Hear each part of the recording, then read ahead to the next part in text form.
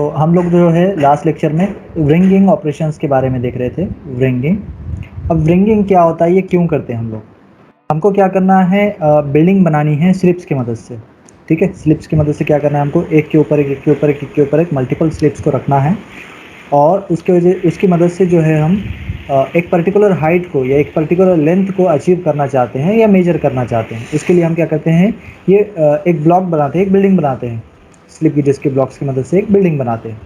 अब वो ब्लॉक की बिल्डिंग बनाते समय क्या होता है, जब हम एक स्लिप गेज दूसरे के ऊपर रखते हैं इस तरीके से, तब क्या होता है, बाज़ दफ़ा ऐसा हो सकता है कि यहाँ ये जो सरफेस है, पर्टिकुलरली अगर इस सरफेस की अगर मैं बात करूँगा जिसको मैंने हाईलाइट किया है, इस सरफेस के ऊपर अगर कोई डस्ट पार्टिकल्स है या फिर स्लिप 2, ये जहाँ पे जो स्लिप 2 है, स्लिप 2 का जो नीचे साइड है, जो स्लिप 6 के कांटेक्ट में आ रहा है या स्लिप ए के कांटेक्ट में आ रहा है, उसमें क्या हो सकता है, स्लिप 6 है आई थिंक वो, थोड़ा सा क्लियर नहीं है, हाँ स्लिप 6 है वो। तो जो स्लिप 6 के कांटेक्ट में आ रहा है स्लिप 2 का वो वाला सरफेस जो स्लिप 6 के कांटेक्ट में आ रहा है, मतलब ये नीचे वाला जो हिस्सा रहेगा, उस सरफेस के ऊपर डस्ट पार्टिकल्स हो सकते हैं। क्यों हो सकते हैं डस्ट पार्टिकल्स? बिकॉज हमने देखा था, अगर स्लिप गेजेस को हमको लॉन्ग टर्म के लिए या सेफली उसको हैंडल करना है या सेफली उसको जो है स्टोर करना है, उस केस में उसके ऊपर अगर पेट्रोलियम जेली का एक लेयर अगर हम चढ़ा लेंगे या फिर वैसलीन का एक लेयर उसके ऊपर चढ़ा लेंगे, सो एटमॉस्फेयर में जो मॉइस्चर प्रेजेंट है वो स्लिप गेजेस के ऊपर अफेक्ट नहीं करेगा, उसके ऊपर कोरोजन नहीं करेगा या उसको डिस्ट्रैक्ट नहीं करेगा, है ना। तो जब उसके ऊपर पेट्रोलियम जेली की लेयर रहेगी तो ऑब्वियसली पेट्रोलियम जेली क्या करता है, एटमॉस्फेयर में प्रेजेंट डस्ट पार्टिकल्स को अपने तरफ अट्रैक्ट करता है या उसको जो है अपने ऊपर स्टिक कर लेता है, वो चिपक जाएंगे। डस्ट पार्टिकल जो एटमॉस्फेरिक एयर में फ्लोट हो रहे हैं या फ्लो हो रहे हैं, वो क्या करेंगे, स्लिप गेजेस के ऊपर अगर हम पेट्रोलियम जेली का लेयर अगर लगाते हैं तो उसके ऊपर आके स्टिक हो जाएंगे। सो उसकी वजह से क्या हो सकता है, उसकी वजह से दो स्लिप्स जो है एक दूसरे के परफेक्टली कांटेक्ट में नहीं आएंगे, कहीं पे जो है कांटेक्ट में आएंगे, कहीं पे जो है बीच में डस्ट पार्टिकल्स आ जाएंगे, तो जिसकी वजह से आपको एक्यूरेट रीडिंग्स नहीं मिल सकती है। तो उसको अवॉइड करने के लिए फर्स्ट थिंग क्या है, डस्ट पार्टिकल्स। दूसरी चीज़ क्या है कि एयर, बाज़ दफ़ा क्या होता है, एयर भी अंदर जो है ना इंट्रैप्ट हो जाती है, क्योंकि हम क्या कर रहे हैं, वहाँ पे फ्रिक्शन करवा रहे हैं। तो ऐसा हो सकता है कि बाज़ दफ़ा के बीच का जो हिस्सा है, दोनों कॉर्नर्स दोनों एजेस तो कांटेक्ट में आ जाएंगे, लेकिन जो मिडल वाला पोर्शन है, मिडल वाला पोर्शन क्या हो जाएगा, उसके अंदर एयर इंट्रैप्ट हो जाएगी, एयर फंस जाएगी, एयर अटक जाएगी अंदर। इसकी वजह से भी जो है आपको एक्यूरेट रीडिंग्स नहीं मिल सकती। So to avoid these problems we prefer or we go for the wringing operations. Now what is wringing? Again ये भी important है, देखो 2 मरतबा एग्जाम में पूछ चुका है already. So what is the wringing operation or what is the procedure or what is the process of wringing? तो सबसे पहले हमको क्या करना है, स्लाइड करवाना है या स्लिप करवाना है। जैसा हमने पिछले लेक्चर में भी देखा था कि जोहानसन गेजेस को स्लिप गेजेस क्यों कहा जाता है, इसीलिए कहा जाता है क्योंकि ये जो है एक दूसरे के ऊपर, ये जो ब्लॉक्स है या ये जो गेजेस हैं एक दूसरे के ऊपर स्लिप करवाए जाते हैं। So in the very first step what we will do, we will try to slip one gauge over another, और जो बड़ा वाला स्लिप रहेगा उसको हम नीचे रखेंगे, सबसे नीचे रखेंगे, और उससे थोड़ा छोटा वाला उसके ऊपर, उससे थोड़ा और छोटे वाला उससे ऊपर, उससे थोड़ा छोटा ऊपर उसके। तो इस तरीके से असेंडिंग ऑर्डर में क्या करते जाएंगे या डिसेंडिंग ऑर्डर में हम क्या करते जाएंगे, उसको रखते जाएंगे। डिसेंडिंग ऑर्डर मतलब सबसे बड़ा नीचे रहेगा, देन उससे ऊपर जो है उससे छोटा वाला रहेगा, देन उसके ऊपर तो उससे छोटा वाला, देन उसके ऊपर उससे छोटा वाला। इस तरीके से जिस तरीके से आपके पिरामिड्स बने हुए हैं, क्यूबिट्स बने हुए हैं, गीज़ा पिरामिड जिस तरीके से, तो सबसे बड़े ब्लॉक जो है कहाँ है, सबसे नीचे। तो वो कैसा ऑर्डर होगा, डिसेंडिंग ऑर्डर हो गया, बड़ा नीचे, देन छोटा ऊपर, देन छोटा ऊपर, देन छोटा ऊपर, सबसे छोटा सबसे ऊपर रहेगा और सबसे बड़ा सबसे नीचे रहेगा। तो उसी फॉर्म में हमको क्या करना है, यहाँ पे बिल्डिंग बनानी है ब्लॉक्स की, गेजेस के ब्लॉक्स की बिल्डिंग बनानी है। सो एक गेज जब दूसरे गेज के ऊपर रखा जाता है तो उस समय पर या उस टाइम पर रिंगिंग कराई जाती है। तब व्हाट इज रिंगिंग? सो सबसे पहले क्या करेंगे, हम यहाँ पे स्लिप रखने के बाद उसको हॉरिजॉन्टली लेफ्ट और राइट की तरफ मूव करेंगे, ताकि अगर कोई डस्ट पार्टिकल्स होंगे भी उसके ऊपर से तो वो निकल जाएंगे वहाँ से। या पेट्रोलियम जेली के लेवरी भी अगर होगा तो वो भी वहाँ से एलिमिनेट हो जाएगा, वो भी वहाँ से साफ हो जाएगा। या एयर भी बची हुई थी तो एयर भी निकल जाएगी, मतलब कुछ गैप नहीं रहेगा, बिल्कुल गैप नहीं होना चाहिए। दोनों सरफेसेस परफेक्टली एक दूसरे के कांटेक्ट में आना चाहिए, 100% कांटेक्ट में आना चाहिए। तो इसके लिए क्या है, 3 अलग अलग स्टेजेस है या 3 अलग अलग स्टेप्स है। तो फर्स्ट स्टेप में क्या करते हैं हम लोग, उसको हॉरिजॉन्टली लेफ्ट और राइट की तरफ मूव करते हैं, और दोनों कैसा है, दोनों का एक्सिस सेम रहेगा, को एक्सियल रहेंगे दोनों, या पैरेलल रहेंगे ऐसा बोल सकते हैं हम लोग। जबकि दूसरे वाले सिचुएशन में आते हैं हम लोग, दूसरे वाले सिचुएशन में आके क्या करेंगे, उसको परपेंडिकुलर रखेंगे, और परपेंडिकुलर रखकर क्या करेंगे, उसको अगेन आगे और पीछे, आगे और पीछे की तरफ जो है उसको स्लाइड करेंगे, स्लिप करवाएंगे उसको। देन थर्ड स्टेप में क्या करेंगे, उसको एक एंगल में रखेंगे, ठीक है। एंगल में रख के फिर क्या करेंगे, उसको हॉरिजॉन्टल करने की कोशिश करेंगे, ठीक है। सिर्फ इतना एरिया के ऊपर क्या करेंगे, पहले तो क्या करेंगे, सिर्फ इतना एरिया जो है ना, इतने एरिया की कांटेक्ट में लाएंगे उसको, एक एंगल में रखेंगे उसको। देन उसको धीरे धीरे स्लाइड, जो हमारा स्लिप 2 है, इस स्लिप 2 को क्या करेंगे, धीरे धीरे धीरे धीरे आगे स्लाइड करते जाएंगे, और उसको नीचे जो है ना स्लिप 5 के ऊपर लाते जाएंगे, स्लिप 5 के ऊपर लाने की कोशिश करेंगे। और उसको जब ये हमारा स्लिप 2 लास्ट एंड तक पहुंचेगा, यहाँ तक जब पहुंचेगा तो इसको क्या करेंगे, टोटली ये हॉरिजॉन्टल हो जाएगा, या दोनों का एक्सिस सेम हो जाएगा, या दोनों पैरेलल हो जाएंगे। ओके, तो ये 3 अलग अलग स्टेजेस हैं रिंगिंग के, और ये इम्पॉर्टेंट है। बहुत सारी जगहों पे पूछा जाता है, इवन एग्ज़ाम्स के अलावा भी अगर आप जॉब के लिए जाते हो तो उस समय पे भी ये पूछा जाता है क्वेश्चन रिंगिंग का। कॉमनली प्रैक्टिस किया जाता है इस टेक्निक को, बहुत सारी जगहों पर प्रैक्टिस किया जाता है, क्योंकि इसकी मदद से हम बहुत सारे एरर्स को अवॉइड कर सकते हैं। सिंपल स्टेप्स हैं, 3 स्टेप्स हैं, इसकी वजह से क्या कर सकते हैं हम लोग, बहुत सारे एरर्स को या मिस्टेक्स को अवॉइड कर सकते हैं। तो यहाँ पे देखते हैं क्या क्या है। So the first step of ringing operation is, first keep 2 slips on each other and slide them to know about any foreign particles present in their surfaces। मतलब डस्ट पार्टिकल्स, फॉरेन पार्टिकल्स मतलब क्या है, dust particles, कोई अनचाहे चीज़ें हैं क्या वहाँ पर, ठीक है। तो वो सबसे पहले क्या करेंगे, उसको स्लिप करवा के उसको वहाँ से एलिमिनेट कर देंगे, अगर होंगे भी तो कोई डस्ट पार्टिकल्स या फॉरेन पार्टिकल्स। देन उसके बाद सेकंड स्टेप में क्या करेंगे, press the 2 faces into contact in perpendicular to each other. तो फर्स्ट स्टेप में तो हमने ये क्या किया, पैरेलल कर लिया है। सेकंड स्टेप में क्या कर रहे हैं, उसको परपेंडिकुलर कर रहे हैं, ठीक है। Press 2 faces into contact in perpendicular to each other and give a small twisting motion against each other. थोड़ा सा ट्विस्टिंग मोशन यहाँ पे देने की कोशिश करनी है स्टेप बी के अंदर।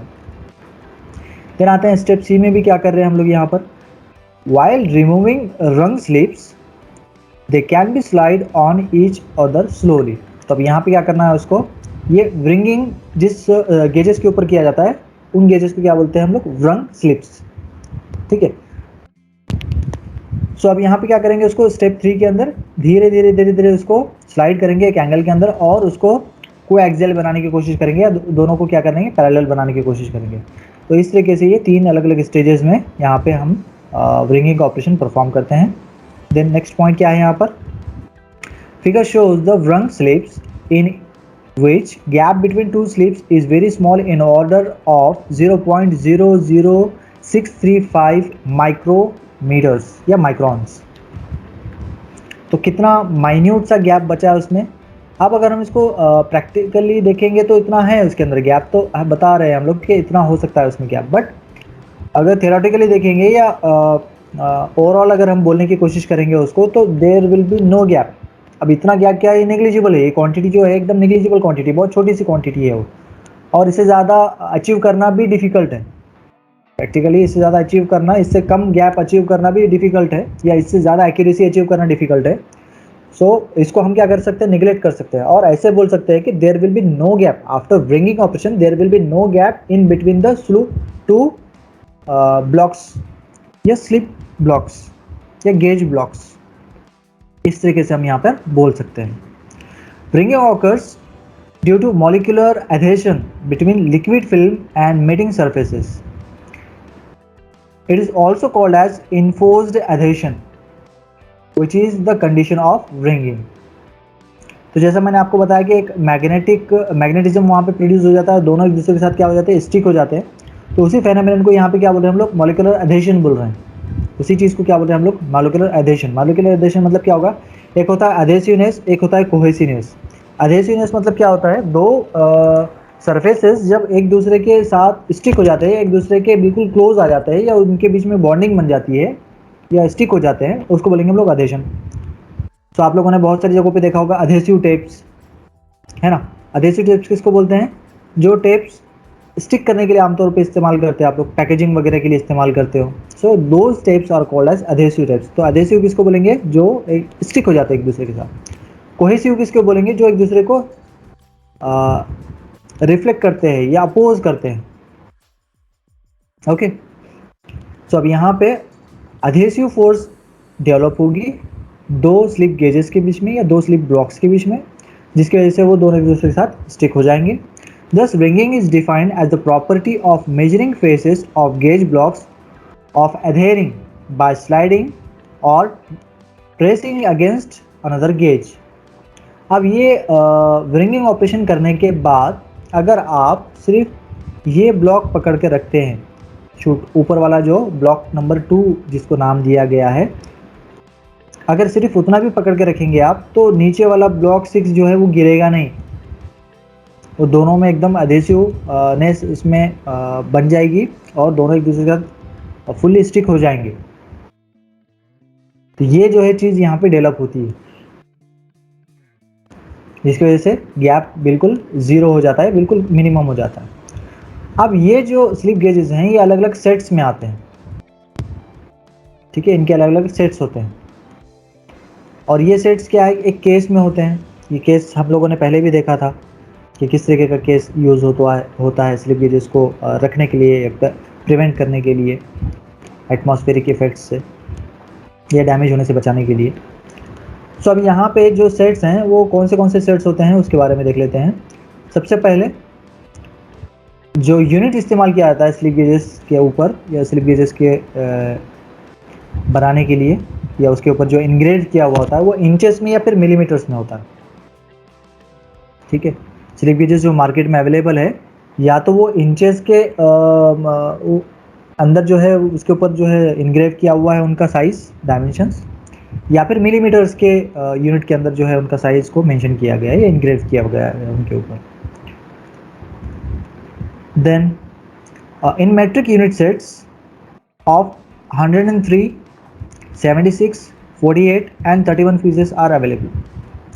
तो ये देखो यहाँ पे अलग अलग 4 सेट्स अवेलेबल है मार्केट के अंदर, जिसमें या तो 103 ब्लॉक्स हो सकते हैं, स्लिप गेजेस के ब्लॉक्स हो सकते हैं एक केस के अंदर या एक सेट के अंदर। आप लोगों को मैं यहाँ पे बताने की कोशिश करता हूँ। इस तरीके के गेजेस होते हैं। ओके, तो ये जो है ये क्या है, उसके केसेस हैं। ओके, तो ये केसेस जो है अलग अलग सेट्स में अवेलेबल होते हैं। इसके अंदर जो क्वांटिटी है वो अलग अलग हो सकती है, अलग अलग सेट्स हो सकते हैं उसके। तो 103 का एक सेट हो सकता है, 76 का एक सेट हो सकता है, 48 का एक सेट हो सकता है, या फिर 31 पीसेस का एक सेट हो सकता है। अब ये 103 क्या है, उसकी क्वांटिटी, अंदर कितने स्लिप गेजेस हैं अवेलेबल, ये क्वांटिटी को रिप्रेजेंट कर रहा है ये नंबर, ठीक है। तो किसी में 103 रहेंगे, किसी में 76 रहेंगे, किसी में 83 रहेंगे, ठीक है। तो अब यहाँ पे देखो ये मैक्सिमम बड़ा साइज है ये, और हर एक के ऊपर जो है जो डायमेंशंस रहेंगे उसके, वो डायमेंशंस किस में लिखे हुए रहेंगे, या तो मिलीमीटर में रहेंगे या फिर इंचेस में रहेंगे। और आमतौर पे जो यूज़ किया जाता है यूनिट उसके लिए वो है मिलीमीटर्स, जो हमारे लिए भी कन्वीनियंट होता है। अब यहाँ पे एक एग्जांपल दिया हुआ है set of M45। Generally following sets are more well known. अब यहाँ पे 45 का एक सेट का एग्जांपल दिया गया है, जिसके अंदर कौन से साइज के कितने गेजेस होते हैं उसको बताया गया है। तो 1.001 से लेकर 1.009 तक इसके अंदर जो गैप आ रहा है, हर एक स्लिप गेज के बीच में जो गैप आ रहा है वो कितने का गैप है, 0.001 का गैप आ रहा है। और ऐसे टोटल 9 पीसेस रहेंगे,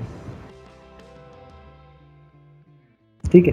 देन उसके बाद 1.01 से लेकर 1.09 तक अगेन इसके अंदर जो गैप आ रहा है वो है 0.01 मिलीमीटर्स का, और इसके जो है टोटल 9 पीसेस रहेंगे। इसका मतलब क्या है, 0.001 साइज के 9 पीसेस हैं हमारे पास, 0.01 साइज के 9 पीसेस हैं हमारे पास, 0.1 मिलीमीटर्स के 9 पीसेस है और 1 मिलीमीटर्स के 9 पीसेस है। तो टोटल कितना होगा ये, 36। और ये सेट कितने का है, सेट कितने का ये 45 का है। तो और कितने बाकी है इसमें, और 9 बाकी है ना? हाँ, तो अभी यहाँ पे देखो, यहाँ पे 10 मिलीमीटर्स की जो रहेंगे उसमें वो 9 रहेंगे। इस तरीके से टोटल आपका 45 का सेट यहाँ पे बनेगा।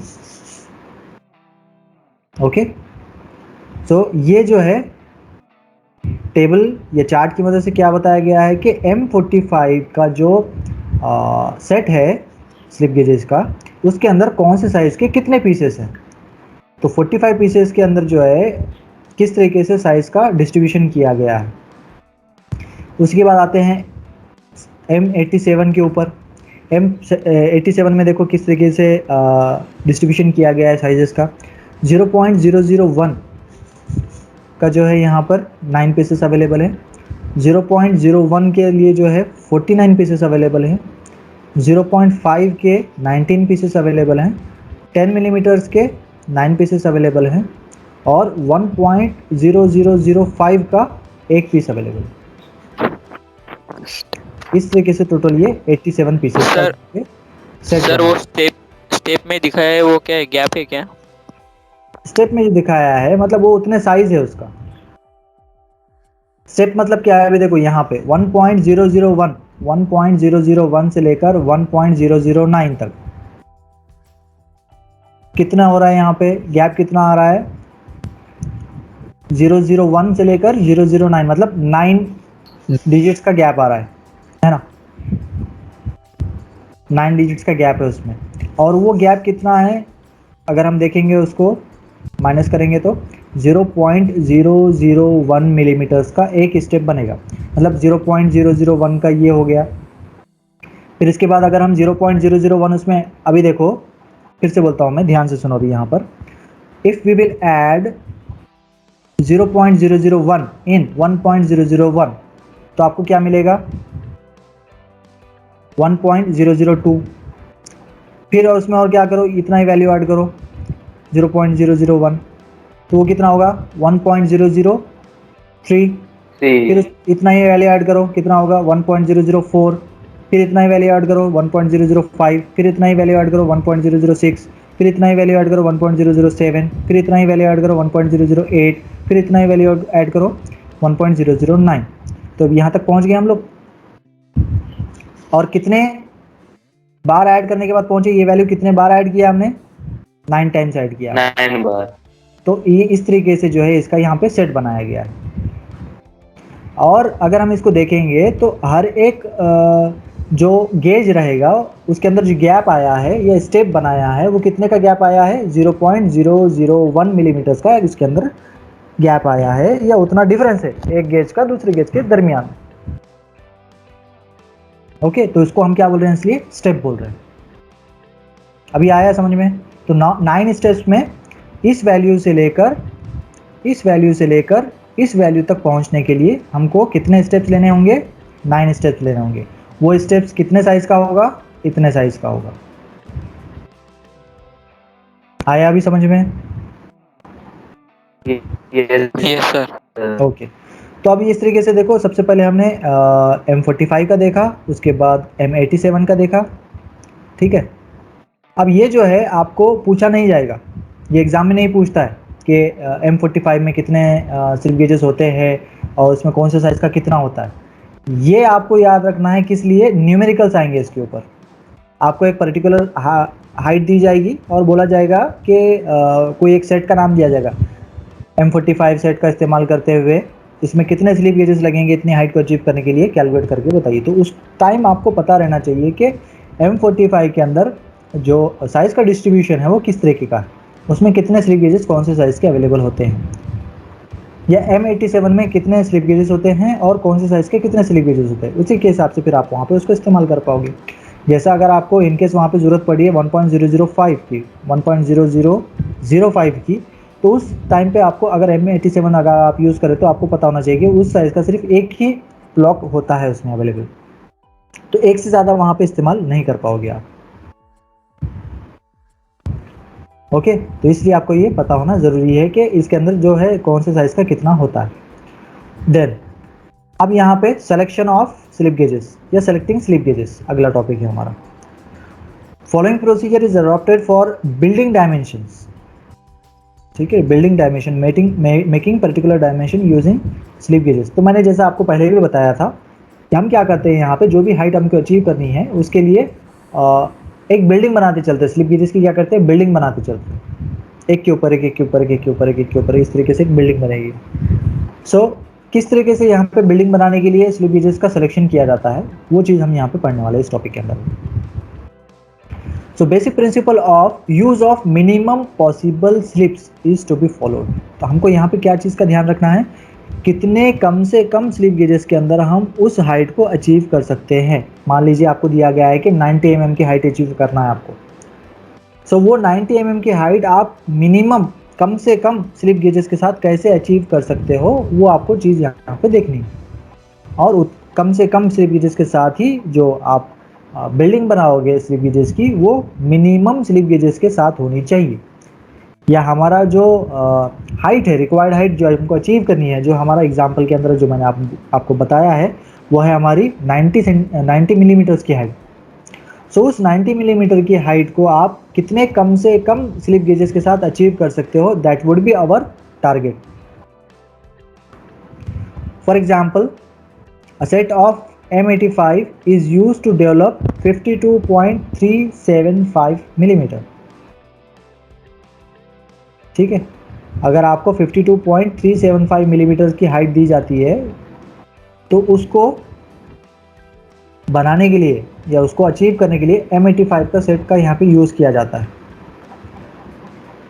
अब ये एग्जांपल हम देखते हैं सबसे पहले कैसे उसको अचीव करेंगे स्टेप बाय स्टेप। तो फर्स्ट स्टेप में क्या करेंगे हम लोग, अब यहाँ पे M85 देख लो, यहाँ पे M85 किस तरीके से, यहाँ पे M85 के बारे में नहीं बताया गया है। अच्छा ठीक है, तो M87 और M85 लगभग सेम ही होता है इसमें, ठीक है, ज़्यादा डिफरेंस नहीं है उसमें। तो अब यहाँ पे देखते हैं हम लोग M85 को किस तरीके से यूज़ किया जा सकता है। Let us see last decimal place that is 0.005।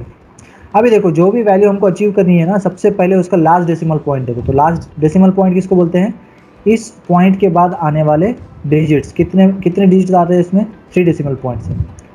3 में भी सबसे लास्ट जो डिजिट है वो कौन सा है, 5 है। 5। तो क्या हो गया हमारा जो लास्ट डेसिमल पॉइंट क्या हो गया, 0.005। ये फर्स्ट हमारा जो है टारगेट रहेगा, उसको कैसे हम लोग अचीव करेंगे। So let us see last decimal place that is 0.005 is available और सिमिलर दैट इज 1.005। देखो यहाँ पे हमारे पास 1.005 ये है, दोनों के बीच में आता है, इसके बीच में रहेगा कहीं ना कहीं 1.005 मिलेगा। यस तो हमको यहाँ से एक चीज़ मिल गई है ना, फर्स्ट हमने ब्लॉक ले लिया यहाँ से 1.005 का, इज़ अवेलेबल और नॉट। सबसे पहले तो चेक करेंगे 1.005 अवेलेबल है क्या, अगर वो अवेलेबल है तो वेल एंड गुड, और अगर नहीं है तो फिर अल्टरनेट देखेंगे। तो हमारे पास तो ये तो अवेलेबल है, तो हम क्या करेंगे 1.005 यूज़ कर लेंगे। अब हमारे जो मेन वैल्यू है, जो हमारा टारगेट है वो क्या है, 52.375। आप 52.375 में से 1.005 को माइनस कर दो, तो कितनी हाइट बच गई हमारे पास अभी, 51.37। फिर से एक मरतबा बोलते हैं, यस सर। तो जो टोटल हाइट अचीव करनी थी वो थी 52.375 मिलीमीटर्स, उसमें से हमने क्या किया है 1.005 का एक स्लिप गेज ले लिया है, स्लिप गेज निकाल लिया हमारे सेट में से। तो इतनी वैल्यू उसमें से माइनस करना पड़ेगा हमको, है ना। अब माइनस करने के बाद हमको जो चीज़ बचेगी वो क्या रहेगी, 52.375 में से 1.005 हम उसको माइनस कर देंगे। माइनस क्यों कर रहे हैं, क्योंकि इसका इतने हाइट का, ये इतने साइज़ का हमने स्लिप गेज निकाल लिया है सेट में से, केस में से। ये चीज़ हमारे पास अवेलेबल हो गई। अभी बची कितना है जिसका हमको निकालने हैं स्लिप गेजेस, जितने हाइट के स्लिप गेजेस हमको और निकालने बाकी है केस में से, वो है 51.37 के। अब सेकेंड स्टेप में क्या करेंगे, next one can see last digit of decimal, that is 0.07। अब यहाँ पे क्या बचा है 0.07, डेसिमल के पास 0.07 की वैल्यू बची हुई है। अब for this various options are available, that is 1.07 भी आप ले सकते हैं, 1.17 भी ले सकते हैं, 1.27 भी ले सकते हैं, 1.37 भी ले सकते हैं, 1.47 भी ले सकते हैं, और ये सारे ऑप्शंस आपके पास अवेलेबल है।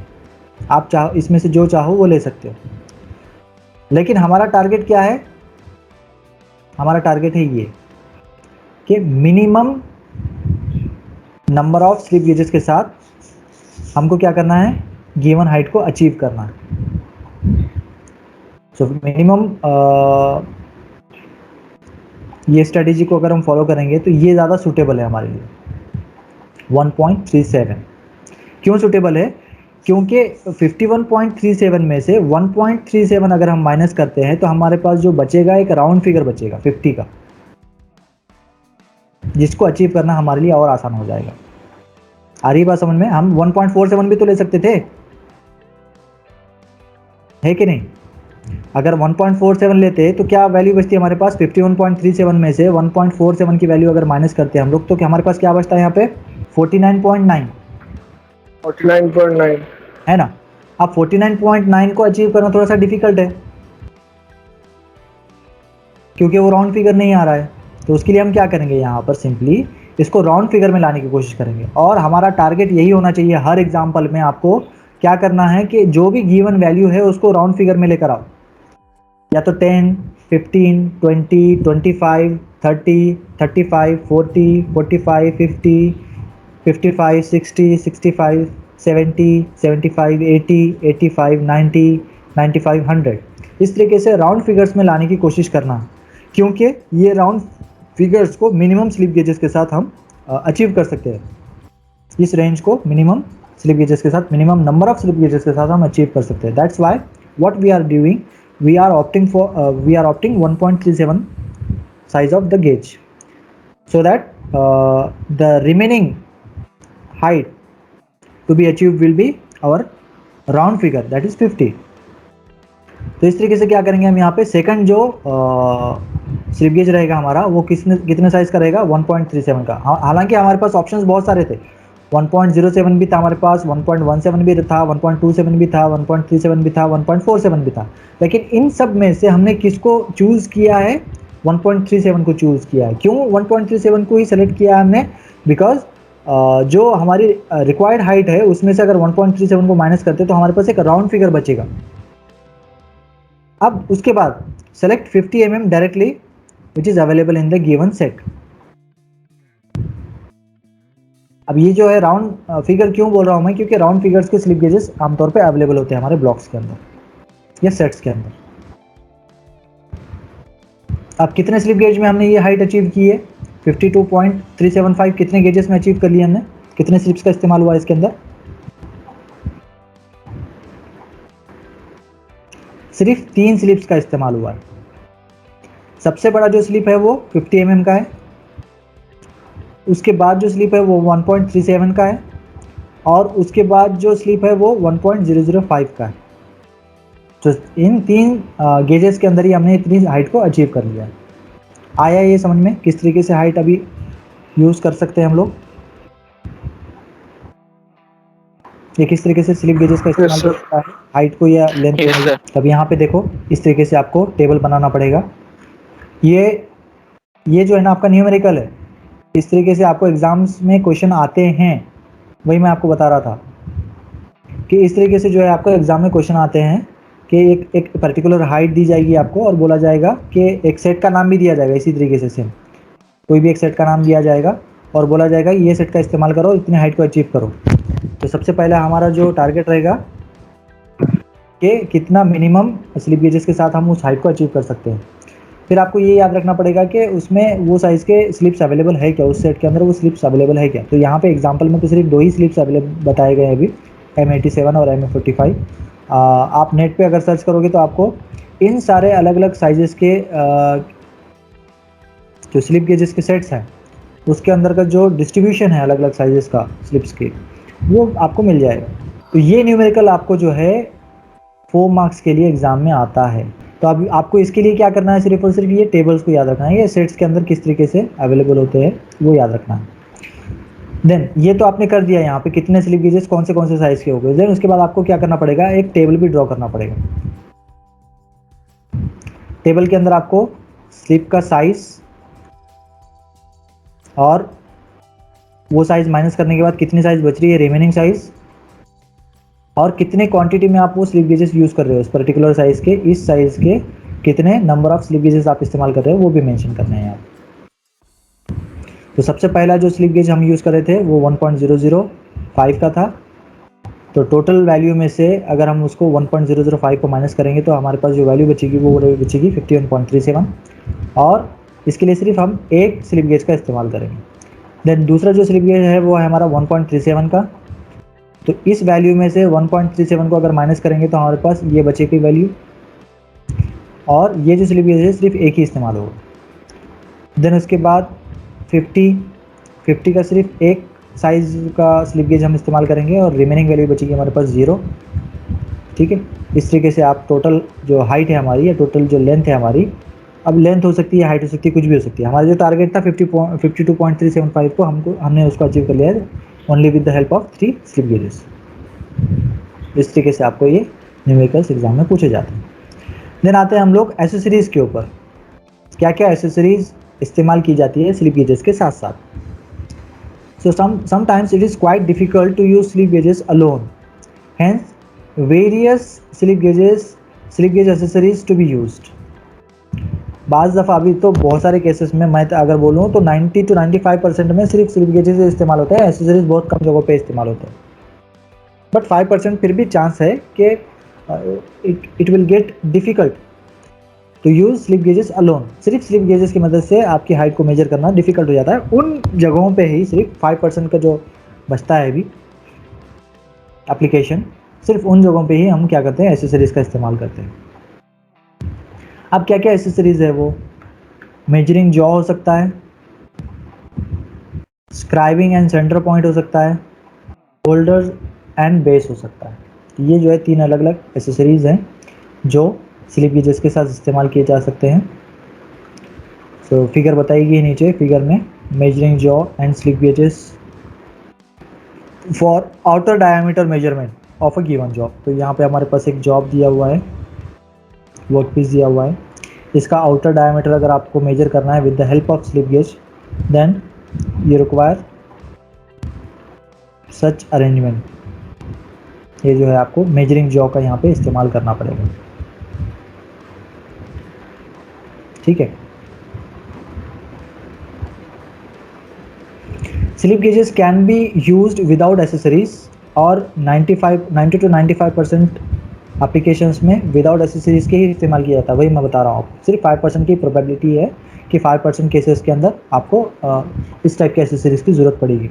सो slip gauges can be used without accessories, but if accessories are used their area of application is considerably extended. कितना परसेंट एक्सटेंड हो जाएगा, 5% एक्सटेंड हो जाएगा। Holder can be used in combination of slip gauges for measuring overall length, internal external dimensions. The holder provides proper grip to the slips. तो यहाँ पे क्या है, होल्डर का इस्तेमाल अगर हम करते हैं, ये होल्डर है आपका, अगर ये होल्डर का इस्तेमाल करते हैं तो आपको प्रॉपर ग्रिप मिलेगा। तो गेजेस कौन से आपका, ये स्लिप गेज यहाँ पे एक है, ये स्लिप गेज यहाँ पे एक है, और ये जो है होल्डर है जो स्लिप गेजेस को होल्ड करने का काम कर रहा है। ठीक है, तो ये स्लिप गेजेस यहाँ पे लगा दिए और ये होल्डर की मदद से उसको होल्ड किया गया है। This is your measuring jaw. Then उसके बाद आते हैं next, after selection slips are taken in holder as shown in the figure, gripping pressure is applied and measurement can be started. Accessories are made from suitable steel, free from defect and hardened uniformly. So ये जितने भी tools हैं, slip gauges भी जो है ना heat treated होते हैं। अब हीट ट्रीटमेंट क्यों किया जाता है, कैसे किया जाता है, क्या प्रोसीजर है उसका, उसके लिए आपको एक सेपरेट चैप्टर है हमारे पास और वो बहुत इंपॉर्टेंट है प्रोडक्शन इंडस्ट्री के रेफरेंस में, ठीक है। तो जितने भी टूल्स होते हैं आपके, सिर्फ स्लिप गेजेस नहीं, जितने भी टूल्स होते हैं मैक्सिमम टूल्स को हीट ट्रीट किया जाता है ताकि उसकी लाइफ को बढ़ाया जा सके, इंक्रीज किया जा सके, इन्हांस किया जा सके। वियर रेजिस्टेंस उसकी बढ़ाई जाती है हीट ट्रीट करके, एब्रेजन रेजिस्टेंस उसकी बढ़ाई जाती है, हार्डनेस उसकी बढ़ाई जाती है, so that your tool will not get wear out और वॉर्न आउट। देखा था ना हमने एक term worn, WORN, warn. So warning is also a type of wearing. खराब जिसको होता है वो होते बोलते हैं ना हम लोग, खराब हो रहा है, खराब हो रहा है। सो वो खराब होने से हमको क्या करना है, उसको बचाना है। खराब होगा तो ऑब्वियसली उसकी क्या होगी, लाइफ रिड्यूस हो जाएगी। So when two meeting surfaces comes in contact with each other, it will worn out, it will tear out these surfaces. So our objective is to restrict or to reduce this warning procedure. So उसको हम तो zero तो नहीं कर सकते लेकिन minimise ज़रूर कर सकते हैं। सो वो मिनिमाइज करने के लिए हम उसको हीट ट्रीट करते हैं। तो सिर्फ स्लिप्स ही हीट ट्रीट नहीं किए जाते हैं, उसके एसेसरीज को भी हीट ट्रीट किया जा सकता है। तो ये आपका स्क्राइबर है, ठीक है, ये सेंटर है। इस तरीके के एसेसरीज आमतौर पे इस्तेमाल किए जाते हैं, measuring jaw, scribing and centre point, holder and base. Then आते हैं केयर ऑफ स्लिप गेजेस के ऊपर। किस तरीके से हम लोग स्लिप गेजेस का केयर कर सकते हैं या किस तरीके से उसको हम संभाल के रख सकते हैं। So all surfaces of slips are protected by anti corrosive jelly. Anti corrosive jelly क्या है आपकी, ये वैसलीन पेट्रोलियम जेली है, ठीक है। उसके एक लेयर उसके ऊपर चढ़ा कर रखेंगे। Slip gauges are prevented from dust and dirt. अब चूंकि हमने क्या किया, उसके ऊपर पेट्रोलियम जेली का लेयर लगा दिया है, तो विंटर सीजन में हम लोग भी यूज़ करते हैं ना, ह्यूमंस भी यूज़ करते हैं ना पेट्रोलियम जेली हमारी स्किन के ऊपर। तो उसी की वजह से क्या होता है, जब हम हमारे हाथ के ऊपर या बॉडी के जिस भी पार्ट पे हम क्या कर रहे हैं पेट्रोलियम जेली लगा रहे हैं, तो क्या होगा, अगर इसको हम खुला छोड़ देंगे या बाहर जाके आएंगे तो उतने ही हिस्से पर, जितने हिस्से पर पेट्रोलियम जेली हमने लगाया है उतने हिस्से पे क्या होगा, डस्ट ज़्यादा जमा हो जाएगा। होता है ऐसा? यस। डस्ट स्टिक हो जाता है। क्यों स्टिक हो जाता है? बिकॉज पेट्रोलियम जेली कैसी एक अधेसिव सरफेस है, वो डस्ट पार्टिकल्स को अपने ऊपर स्टिक कर लेगा। तो सेम चीज़ है वो स्लिप गेजेस के साथ भी हो सकती है। जब हम उसके ऊपर पेट्रोलियम जेली की लेयर लगा देते हैं, चढ़ा देते हैं, तो उसको क्या करना होगा, हमको डस्ट और डर्ट से बचाना है। तो डस्ट और डर्ट से बचाने के लिए हम इस केसेस का, इस टाइप के केसेस का इस्तेमाल करते हैं। ये जो देखो, ये केस इस तरीके का केस होता है, बॉक्स है, सूट केस की तरह है ना। उसको लॉकिंग भी दिया हुआ है, देखो यहाँ पे एक लॉकिंग दिया हुआ है, इधर एक लॉकिंग दिया हुआ है, तो उसको लॉक करके भी रख सकते हैं हम। और अंदर जो क्लॉथ इस्तेमाल होता है, स्मूथ क्लॉथ का इस्तेमाल किया जाता है। इससे पहले वाले लेक्चर में भी हमने डिस्कस किया था उसको, जो स्टोर करने के लिए। अभी जैसा हमारा यूज़ हो गया, अभी काम जो मेजरमेंट करना था हमने मेजरमेंट कर लिया, उसके बाद अभी उसको स्टोर करके रखना है। So for storing we use such kind of cases so that it should not come in contact with the dust and dirt. Then third point क्या है हमारा, when not in use they should be kept at their proper place and position. तो उसको क्या करना है, case में डालकर हमको कपबोर्ड में या अलमीरा में रखना पड़ेगा, ताकि एटमॉस्फेयर में जो मॉइस्चर प्रेजेंट है वो उसके कांटेक्ट में ना आए। और अगर मॉइस्चर जो प्रेजेंट है एटमॉस्फेयर में, अगर वो उसके कांटेक्ट में आते तो क्या होता, स्लिप गेजेस का डिस्ट्रक्शन होता। किस तरीके से डिस्ट्रक्शन होता, कोरोजन की वजह से, उसको जंग लगता है ना, कोरोजन होता उसके ऊपर। देन नेक्स्ट पॉइंट क्या है यहाँ पर, slip gauges are used in air conditioned rooms which protects them from thermal expansions. जब भी हम स्लिप गेजेस को बाहर निकाल रहे हैं, केस के बाहर निकाल रहे हैं, तो एटमॉस्फेरिक कंडीशंस बहुत ज़्यादा मैटर करेगी स्लिप गेजेस के परफॉर्मेंस के ऊपर या एक्यूरेसी के लिए। अगर ज़्यादा हाई टेम्परेचर है तो उसमें एक्सपांशन होगा, ठीक है। अगर मॉइस्चर ज़्यादा प्रेजेंट है तो उसको करोड करेंगे वो सरफेस को, स्लिप गेजेस के। So any how, if the environmental conditions are not controlled, if we will not control the environmental conditions, environmental parameters, then it may damage the slip gauge, and which will result in inaccuracy. Okay, then come to the next point, sorry. Slip gauges are to be demagnetized for avoiding attraction of metal dust. उसको demagnetise किया जाता है ताकि उसके ऊपर जो है metal के डस्ट पार्टिकल्स स्टिक ना हो जाए। बट कुछ, जैसा मैंने आपको पहले भी बताया था कि कुछ हद तक उसमें मैग्नेटिज्म होता है। जब हम रिंगिंग करवाते हैं, जब दोनों को एक दूसरे के ऊपर स्टिक करेंगे या रब करेंगे तो क्या होगा, वहाँ पर दोनों एक दूसरे के साथ स्टिक होते हैं। तो उसके लिए थोड़ा सा मैग्नेटिज्म तो रखते हैं वहाँ पे, लेकिन ज़्यादा नहीं रखना चाहिए इसके अंदर, ये बताने की कोशिश की जा रही है यहाँ पर। क्यों नहीं रखना चाहिए उसमें मैग्नेटिज्म ज़्यादा? ताकि वो जो मेटल के स्मॉल जो पार्टिकल्स होते हैं उसको अपने ऊपर अट्रैक्ट ना कर ले या उसको अपने सरफेस पे स्टिक ना करवा ले। They should be handled by human hands as minimum as possible. Naked hand की मदद से उसको जो है हैंडल नहीं करना है, एक जगह से दूसरी जगह नहीं रखना है या उसको यूज़ नहीं करना है नेकेड हैंड की मदद से। कैसे यूज़ करना है उसको? Handling should be done using hand gloves only. Leather के जो हैंड ग्लोव्स होते हैं उनकी मदद से उसको यूज़ करना है। It is suggested to avoid them keeping on working surfaces of machine tools. ठीक है, मशीन टूल्स के जो सरफेसेस होते हैं उनके ऊपर रखने से बचना है हमको। क्यों रखने से बचना है? क्योंकि मशीन टूल्स के ऊपर जो है ना बहुत सारे जो वेस्ट मटेरियल्स होते हैं, जो कट किया हुआ पार्ट होता है, जो डस्ट वगैरह होता है, वो होता है उसके ऊपर। और जब मशीन यूज़ होती है, जब रन होती है, तो उसके अंदर क्या होता है, नॉइज़ होता है, वाइब्रेशंस होते हैं। उन वाइब्रेशन की वजह से क्या होगा, अगर हम हमारा जो स्लिप गेज है अगर मशीन के सरफेस के ऊपर रखते हैं तो वाइब्रेशंस की वजह से वो भी वाइब्रेट होगा।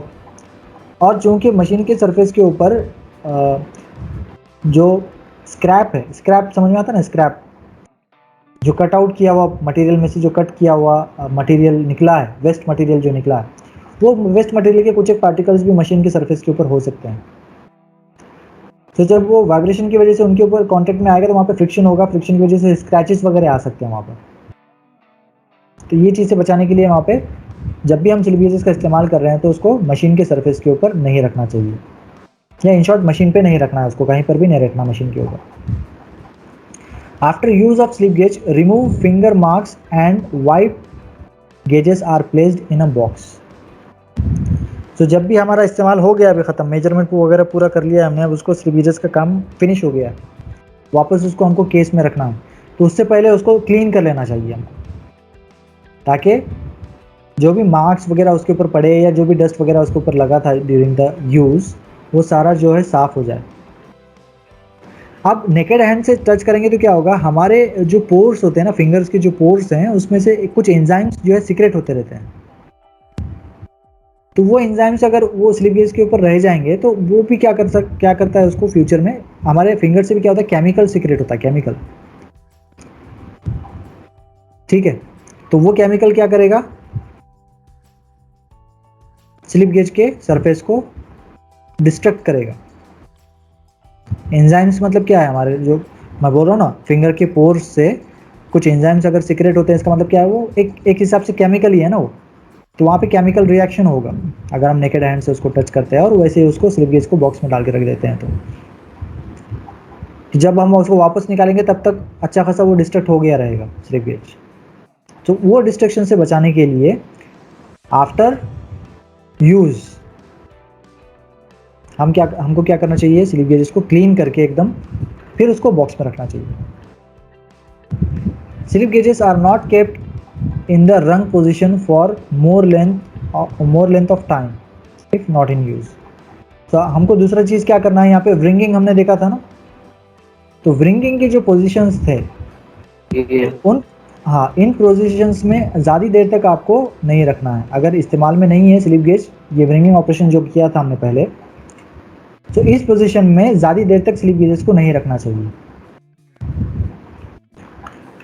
ओके, जैसा हमारा यूज़ हो गया, व्रिंगिंग हो गया, डायमेंशंस मेजर हो गए, तो उसको वापस अपने इंडिविजुअल रखना है, सेपरेट रखना है और केस के अंदर रखने की कोशिश करना है क्लीन करके। सो ये था आपका स्टैंडर्ड्स के बारे में। स्टैंडर्ड्स का जो पोर्शन है यहाँ पे ये कंप्लीट होता है। कंपैरेटर्स हमने पहले भी देख लिया था, एक मरतबा फिर मैं रिवाइज कर देता हूँ, थोड़ा सा इस मरतबा फास्ट बताऊँगा मैं, ठीक है। So what is comparator? देखो कि कई मरतबा एग्जाम में पूछ चुका है इसके बारे में भी, कंपैरेटर के बारे में भी, किसको बोलते हैं comparator, define comparator. So comparator is a device which compares the measure value with standard value. किस तरीके के उसके अंदर प्रॉपर्टीज या कैरेक्टरिस्टिक्स होने चाहिए? Pickups a small variation in dimension, magnifies it, display it by using indicating device so that the comparison can be made with the some standard value of dimensions. ठीक है, कंपेयर करना है। Compare करने के साथ साथ उसको क्या करना है, स्मॉल वेरिएशंस भी अगर आते हैं, स्मॉल चीज़, छोटे से छोटा भी अगर डायमेंशन हम उसमें मेजर करना चाहते हैं, कंपेयर करना चाहते हैं, तो वो भी चीज़ इसमें होनी चाहिए। स्मॉल से स्मॉल वैल्यू को भी मेजर करना चाहिए, देन उसको मैग्नीफाई करके दिखाना चाहिए, इनलार्ज करके दिखाना चाहिए, और जो डिस्प्ले यूनिट है वो ज़्यादा विजिबल होना चाहिए, रीडेबिलिटी उसमें ज़्यादा होनी चाहिए। ये सारे कैरेक्टरिस्टिक्स एक कंपैरेटर में, एक आइडियल कंपैरेटर में होनी चाहिए। What is the classification of comparator?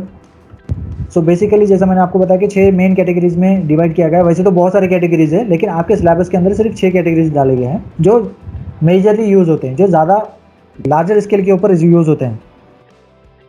कौन से हैं? Mechanical comparator, pneumatic comparator, optical comparator, electrical comparator, electronics comparator and combined comparator. Combined में क्या हो गया? मैकेनिकल ऑप्टिकल कंपैरेटर आ गया, इलेक्ट्रिकल इलेक्ट्रॉनिक्स कंपैरेटर आ गया, तो ये सारे जो है कंबाइंड में आ जाएंगे आप। So this is the classification of the comparator, और this are the different types of comparators. Okay, mechanical comparator, mechanical linkages रहेंगे, उसमें गियर रहेगा, पिनियन रहेगा, लिंकेजेस रहेंगे, ठीक है, स्प्रिंग्स रहेंगे, ये सारी चीज़ें रहेंगी। न्यूमेटिक कंपैरेटर में हाई प्रेशराइज्ड एयर का इस्तेमाल किया जाएगा और बैक प्रेशर डेवलप करके मेजरमेंट लिया जाएगा। मैनोमीटर का इस्तेमाल हो सकता है, या फिर फ्लोटिंग डिवाइस का या फ्लोटिंग पार्ट का इस्तेमाल यहाँ पे करेंगे। मेटल का भी फ्लोटिंग पार्ट का भी एग्जांपल हमने देखा था, और मैनोमीटर का भी एग्जांपल हमने देख लिया था न्यूमेटिक कंपैरेटर के अंदर। ऑप्टिकल कंपैरेटर में क्या करते हैं हम लोग? ऑप्टिक्स का इस्तेमाल करते हैं, लाइट सोर्स का इस्तेमाल करेंगे, लेंस, मिरर्स वगैरह रहेंगे यहाँ पे। जिस तरीके से आपका ऑप्टिकल माइक्रोस्कोप हमने देखा था, सेम उसी तरीके से यहाँ पे भी ऑप्टिकल कंपैरेटर होता है, जिसके अंदर लाइट सोर्स रहेगा, लेंस रहेंगे, मैग्नीफाइंग ग्लासेस रहेंगे, मिरर रहेगा, और उसका रिफ्लेक्शन की मदद से हम लोग यहाँ पे वैल्यूज़ को कंपेयर करेंगे। इलेक्ट्रिकल कंपैरेटर में क्या करेंगे हम लोग? इलेक्ट्रिकल कंपोनेंट्स का इस्तेमाल करेंगे। ट्रांसफार्मर्स रहेंगे जो स्टेप अप और स्टेप डाउन करेंगे वोल्टेज को। इंडक्टेंस यहाँ पे प्रोड्यूस होगा इलेक्ट्रिकल कंपैरेटर्स में। देन उसके बाद इलेक्ट्रॉनिक्स कंपैरेटर्स, ऐसे कंपैरेटर्स जिसके अंदर इलेक्ट्रॉनिक्स डिवाइसेस या इलेक्ट्रॉनिक्स कंपोनेंट्स का इस्तेमाल होता है। एम्पलीफायर, डिजिटल सिग्नल्स, ये सारी चीज़ों का यहाँ पे यूज़ रहेगा। माइक्रो कंट्रोलर्स रहेंगे यहाँ पे, सेंसर्स रहेंगे यहाँ पे। इलेक्ट्रॉनिक कंप्यूटर में माइक्रो कंट्रोलर्स हो सकते हैं, सेंसर्स हो सकते हैं। तो इलेक्ट्रॉनिक कंप्यूटर बहुत सारी जगहों पे अभी यूज़ होता है। इलेक्ट्रिकल कंपैरेटर से भी ज़्यादा इलेक्ट्रॉनिक कंप्यूटर का इस्तेमाल होता है। देन आते हैं कंबाइंड कंपैरेटर के ऊपर। So it will be combination of any two types of comparators. तो हमने जो है मैकेनिकल ऑप्टिकल कंपैरेटर भी देखा था, मैकेनिकल प्लस ऑप्टिकल भी देखा था, इलेक्ट्रिकल इलेक्ट्रॉनिक्स का भी एक कॉम्बिनेशन हमने देखा था। तो 2 अलग अलग कॉम्बिनेशन हम लोगों ने देख लिए हैं पहले भी। Now what is the principle of operation of different comparators? तो उसमें जो है सबसे पहले मैकेनिकल कंपैरेटर की अगर हम बात करते हैं, सो मैकेनिकल कंप्यूटर में क्या रहेगा? ऐसा कंप्यूटर जिसके अंदर मैकेनिकल लिंकेजेस का इस्तेमाल किया जा रहा है। गियर्स है, रैक एंड पिनियन अरेंजमेंट है, लीवर्स हैं, स्प्रिंग्स हैं। अगर ये सारी चीज़ों का अगर हम इस्तेमाल कर रहे हैं वहाँ पर, to compare the measured value with standard value, then this type of comparator is called as mechanical comparator. अब मैकेनिकल कंपैरेटर के भी बहुत सारे सब टाइप्स हैं। कौन से सब टाइप्स हैं वहाँ पर देखते हैं पहले। तो यहाँ पे सबसे पहले देख लो मैकेनिकल कंपैरेटर किसको बोला जाता है, what is mechanical comparator. It works on the principle of converting linear movement into angular movement using rack and pinion arrangement. तो रैक एंड पिनियन भी अरेंजमेंट मैंने आपको बताया था, इस तरीके का एक स्ट्रिप रहेगा, इसमें गियर्स यहाँ पे बने हुए रहेंगे, टिप बने हुए रहेंगे, और एक पिनियन रहेगा, पिनियन के ऊपर भी जो है टिप बने हुए रहेंगे। So we can transfer the linear motion of rack into the rotational motion of the pinion or gear.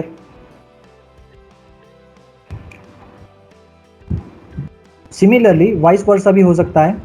अब अगर हम कंप्यूटर की बात करेंगे तो रैक एंड पिनियन का जो अरेंजमेंट है यहाँ पर, उसमें हम क्या करते हैं, रैक को प्लंजर के साथ अटैच करते हैं, प्लंजर के नीचे वर्कपीस को रखते हैं, और प्लंजर की जो मूवमेंट है वो रैक को आएगी, और रैक की जो मूवमेंट है वो गियर को जाएगी, और गियर की जो मूवमेंट है वो पॉइंटर को जाएगी। पॉइंटर जो है, पॉइंटर के ऊपर यहाँ पे स्केल लगा हुआ है, जिसकी वजह से आप रीडिंग्स को नोट डाउन कर सकते हैं। तो ये हो गया आपका mechanical computer. Nowadays digital dial gauge indicators are also available in case of mechanical computer. ये जो है ये एनालॉग टाइप का आपका डिस्प्ले यूनिट है, ये डायल इंडिकेटर है एनालॉग टाइप का। बट नाउअडेज डिजिटल टाइप के भी डायल इंडिकेटर्स मैकेनिकल कंप्यूटर्स के अंदर इस्तेमाल किए जाते हैं। सो मैकेनिकल कंप्यूटर के जो टाइप्स हैं वो कौन से हैं, dial gauge indicator, sigma comparator, Johansson microcator और रीड टाइप कंपैरेटर। ये हमने डिटेल में स्टडी कर लिए हैं पहले भी। इलेक्ट्रिकल कंपैरेटर में क्या है वो भी देख लेते हैं, ये भी इंपॉर्टेंट है। देखो ये भी कई मतलब एग्जाम में पूछ चुका है। एलवीडीटी किसको बोलते हैं वो भी पूछ चुका है। एलवीडीटी किसको बोलते हैं आप फुरकान सर से पूछ सकते हैं, ये इलेक्ट्रॉनिक्स का पार्ट है। सो वो थोड़ा सा बेटर वे में इसको एक्सप्लेन कर पाएंगे, टेक्निकली ज़्यादा साउंडनेस के साथ वो आपको एक्सप्लेन कर पाएंगे। मुझे उसके बारे में ज़्यादा नॉलेज नहीं है टू बी ऑनेस्ट, क्योंकि ये इलेक्ट्रॉनिक्स का पार्ट है, मैकेनिकल का पार्ट नहीं है। सो आपका जो इलेक्ट्रिकल कंपैरेटर है इसमें क्या कर रहे हैं हम लोग, इलेक्ट्रिकल कंपैरेटर और linear variable differential transformer works on mutual inductance principle. तो एलवीडीटी में क्या होता है, इंडक्टेंस प्रोड्यूस होता है।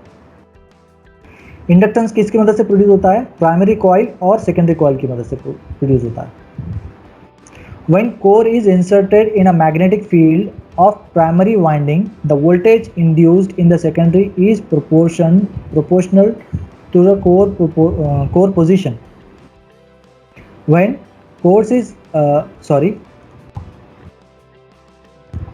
core is inserted in a magnetic field of primary winding, the voltage induced in the secondary is proportional to the core position. देखो अब यहाँ पे प्राइमरी वाइंडिंग लगी हुई है, सेकेंडरी वाइंडिंग लगी हुई है, दोनों के बीच में क्या है, एक मैग्नेटिक फील्ड प्रोड्यूस हो गई है।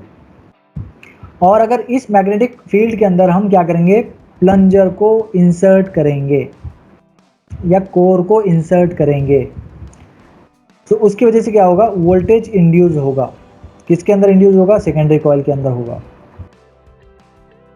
ठीक है, और ये जो वोल्टेज है इसको क्या करेंगे हम लोग, डिजिटल डिस्प्ले यूनिट के साथ कनेक्ट करेंगे और वहां से जो है रीडिंग्स को नोट डाउन करेंगे। ठीक है, सो जैसा मैंने आपको कहा है, इसको आप BEE के लेक्चर में और डिटेल में पूछ सकते हैं, क्योंकि ये इलेक्ट्रॉनिक्स का पार्ट है। कहाँ पे यूज़ होता है electrical comparator, linear displacement measurement के लिए, प्लंजर डिस्प्लेसमेंट मेजरमेंट के लिए। देन आता है इलेक्ट्रॉनिक्स कंपैरेटर के ऊपर। So in electronics comparator a transducer is used to pick up signals. यहाँ पे ट्रांसड्यूसर है हमारे प्लंजर के पास। So in electronics comparator a transducer is used to pick up signals और displacement and amplified using amplifier.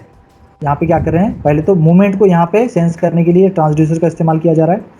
Then जो transducer के जो सिग्नल्स हैं उनको एम्पलीफाई करना है, इनलार्ज करना है, उसके लिए एम्पलीफायर का इस्तेमाल किया जा रहा है। और एम्पलीफाइड जो रीडिंग्स है उसको यूज़ करने के लिए, उसको देखने के लिए यहाँ पे डिस्प्ले यूनिट का इस्तेमाल किया जा रहा है। तो डिस्प्ले यूनिट जो है वो एनालॉग भी हो सकता है या डिजिटल भी हो सकता है। आमतौर पे डिजिटल टाइप का इस्तेमाल होता है, और कैसे नज़र आता है वो भी मैंने आपको बताया था। और ये जो कंपैरेटर है ये BEE की लैब में रखा हुआ भी है, वो वहाँ पे आप देख भी सकते हो कैसे नज़र आता है। देन आते हैं न्यूमेटिक कंपैरेटर के ऊपर। ये टोटली जो है हाई प्रेशराइज्ड एयर के ऊपर काम करता है या बैक प्रेशर के ऊपर काम करता है। कैसे काम करता है? Air flows with a constant pressure through two orifices as shown in the figure. P1 is the pressure upstream of the first orifice and P2 is the pressure between two orifices. P1 is equal to P2 when O2 is blocked. Also, it tends to 0 as O2 is increased up to infinity value. Also, P2 depends upon L और length. So देखो यहाँ पे simply है, ये क्या है आपका nozzle है जहाँ से हाई प्रेशराइज्ड एयर बाहर निकल रही है, और ये क्या है आपका सरफेस है या होल है। होल के अंदर ये आपका नोजल को इंसर्ट किया गया है। ये लेंथ L जितना ज़्यादा रहेगा उतना कम बैक प्रेशर प्रोड्यूस होगा, लेंथ L जितना कम रहेगा उतना ज़्यादा बैक प्रेशर प्रोड्यूस होगा। अब यहाँ पे प्रेशर P1 और प्रेशर P2 दो अलग अलग जो है प्रेशर्स को रिप्रेजेंट करने के लिए बताया गया है। ये O1 और O2 जो है वो ओरिफाइसेस हैं आपके, ठीक है, जिनकी मदद से यहाँ पे हाई प्रेशराइज्ड एयर पास होती है। अगेन ये ओरिफाइसेस क्या है? वन वे है, वन वे गेट है, वन वे वॉल है। ये सिर्फ आगे जाने के लिए अलाउ करते हैं, वापस पीछे जाने के लिए अलाउ नहीं करते हैं। सो वन वे वाल्व की तरह एक्ट करेंगे। अब यहाँ पे जो ओरिफाइसेस हैं ये इसमें मैनोमीटर भी लगा हो सकता है, ठीक है। मैनोमीटर मतलब क्या है? आपका एक ट्यूब रहेगा ग्लास का, उसके ऊपर मार्किंग की रहेगी और पानी का इस्तेमाल करेंगे हम लोग, वाटर का। वाटर लेवल जितना ज़्यादा बैक प्रेशर प्रोड्यूस होगा उतना ज़्यादा हाइट पे आपको पानी देखने को मिलेगा, और जितना कम बैक प्रेशर रहेगा तो वाटर की जो हाइट है, वाटर का जो लेवल है उतना नीचे रहेगा। तो कितना ऊपर आ रहा है कितना नीचे जा रहा है, वहाँ पे रीडिंग्स की मदद से आप उसको ऑब्जर्व कर सकते हैं। देन नेक्स्ट टाइप हमने देखा था ऑप्टिकल कंपैरेटर, या ऑप्टिकल लीवर भी कहा जाता है इसको। So this principle is applicable in most of the optical instruments. तो यहाँ पे लाइट सोर्स वगैरह रहेगा, रिफ्लेक्शन का इस्तेमाल करेंगे, लेंसेज रहेंगे, मिरर्स रहेंगे। When a reflector itself is tilted by a small angle alpha, the reflected ray from reflector will tilt by 2 alpha is the principle of optical lever. अगर हम क्या करेंगे, यहाँ पे अल्फा को चेंज करेंगे तो उसका जो रिफ्लेक्शन है 2 गुना चेंज हो जाएगा। जैसा मैंने आपको बताया था, यहाँ पे पिवोट जॉइंट था लगा हुआ, यहाँ पे ये वाले जहाँ पे मेरा कर्सर है, यहाँ पे पिवोट जॉइंट अगर हम लगा रहे थे, और ये पिवोट जॉइंट लगा के क्या करेंगे, यहाँ पे मिरर का जो एंगल है उसको सेट करेंगे। अगर मिरर का एंगल थोड़ा भी चेंज होता है जो कि अल्फ़ा है, ठीक है, तो उसका रिफ्लेक्शन जो आपको देखने को मिल रहा है, यहाँ पे आपकी स्क्रीन रहेगी।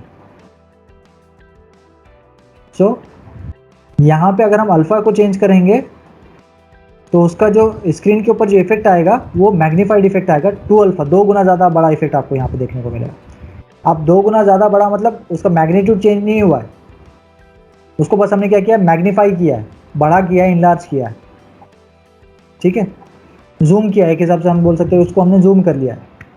वैल्यू उतनी ही है बट उसको हम क्या कर रहे हैं, बड़ा करके देख रहे हैं, इनलार्ज करके देख रहे हैं।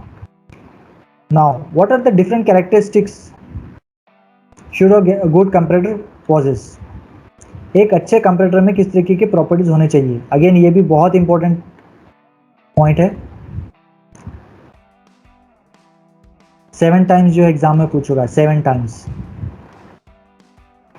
तो एक कंपैरेटर में किस तरीके की प्रॉपर्टीज होनी चाहिए। अभी कंपैरेटर में सारी चीज़ें आ गई, सारे टाइप्स के कंपैरेटर आ गए, ठीक है, मैकेनिकल भी आ गया, ऑप्टिकल भी आ गया, इलेक्ट्रॉनिक भी आ गया, इलेक्ट्रिकल भी आ गया, या कॉम्बिनेशन भी आ गया। सारे टाइप्स के जो है इसमें अभी कंपैरेटर्स आ गए। सो एक good comparator should possess following characteristics. क्या क्या है उसमें? सबसे पहले इट शुड बी कॉम्पैक्ट, छोटा होना चाहिए। छोटा रहेगा तो क्या होगा, पोर्टेबल रहेगा, आसानी से हम एक जगह से दूसरी जगह उसको लेके जा सकेंगे। हैंडी रहेगा, तो मैंने आपको बहुत सारे कंप्यूटर्स भी दिखाए थे इमेजेस के अंदर जो हैंडी थे, हाथ में पकड़ के हम एक जगह से दूसरी जगह उसको लेकर घूम सकते हैं। तो कॉम्पैक्ट होना चाहिए, कॉम्पैक्ट रहेगा तो ही हैंडी बनेगा वो। It should be easy to handle, उसको हैंडल करना, उसको पकड़ना हेवी नहीं होना चाहिए, वजनदार नहीं होना चाहिए, लाइट वेट होना चाहिए, तो वो हैंडलिंग के लिए इजी रहेगा।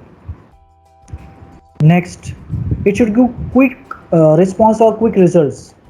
अभी हमने वैल्यू मेजर की है तो उसका रिजल्ट भी जो है तुरंत ही मिलना चाहिए। ऐसा नहीं होना चाहिए कि अभी वैल्यू मेजर कर लिए उसके 1-2 मिनट के बाद फिर रिजल्ट आ रहा है, तो डिले नहीं होना चाहिए उसमें किसी टाइप का, क्विक रिजल्ट्स मिलते जाने चाहिए। जैसे हमने वैल्यू मेजर कर लिया है तो तुरंत ही हमको उसका रिजल्ट नज़र आना चाहिए। Then next, it should be reliable while in use.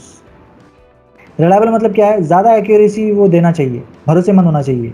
Value major कर रहे हैं तो आपको उस पर इतना विश्वास होना चाहिए कि वो जो मेजरमेंट जो डिस्प्ले कर रहा है, जो वैल्यूज़ को डिस्प्ले कर रहा है, that is accurate.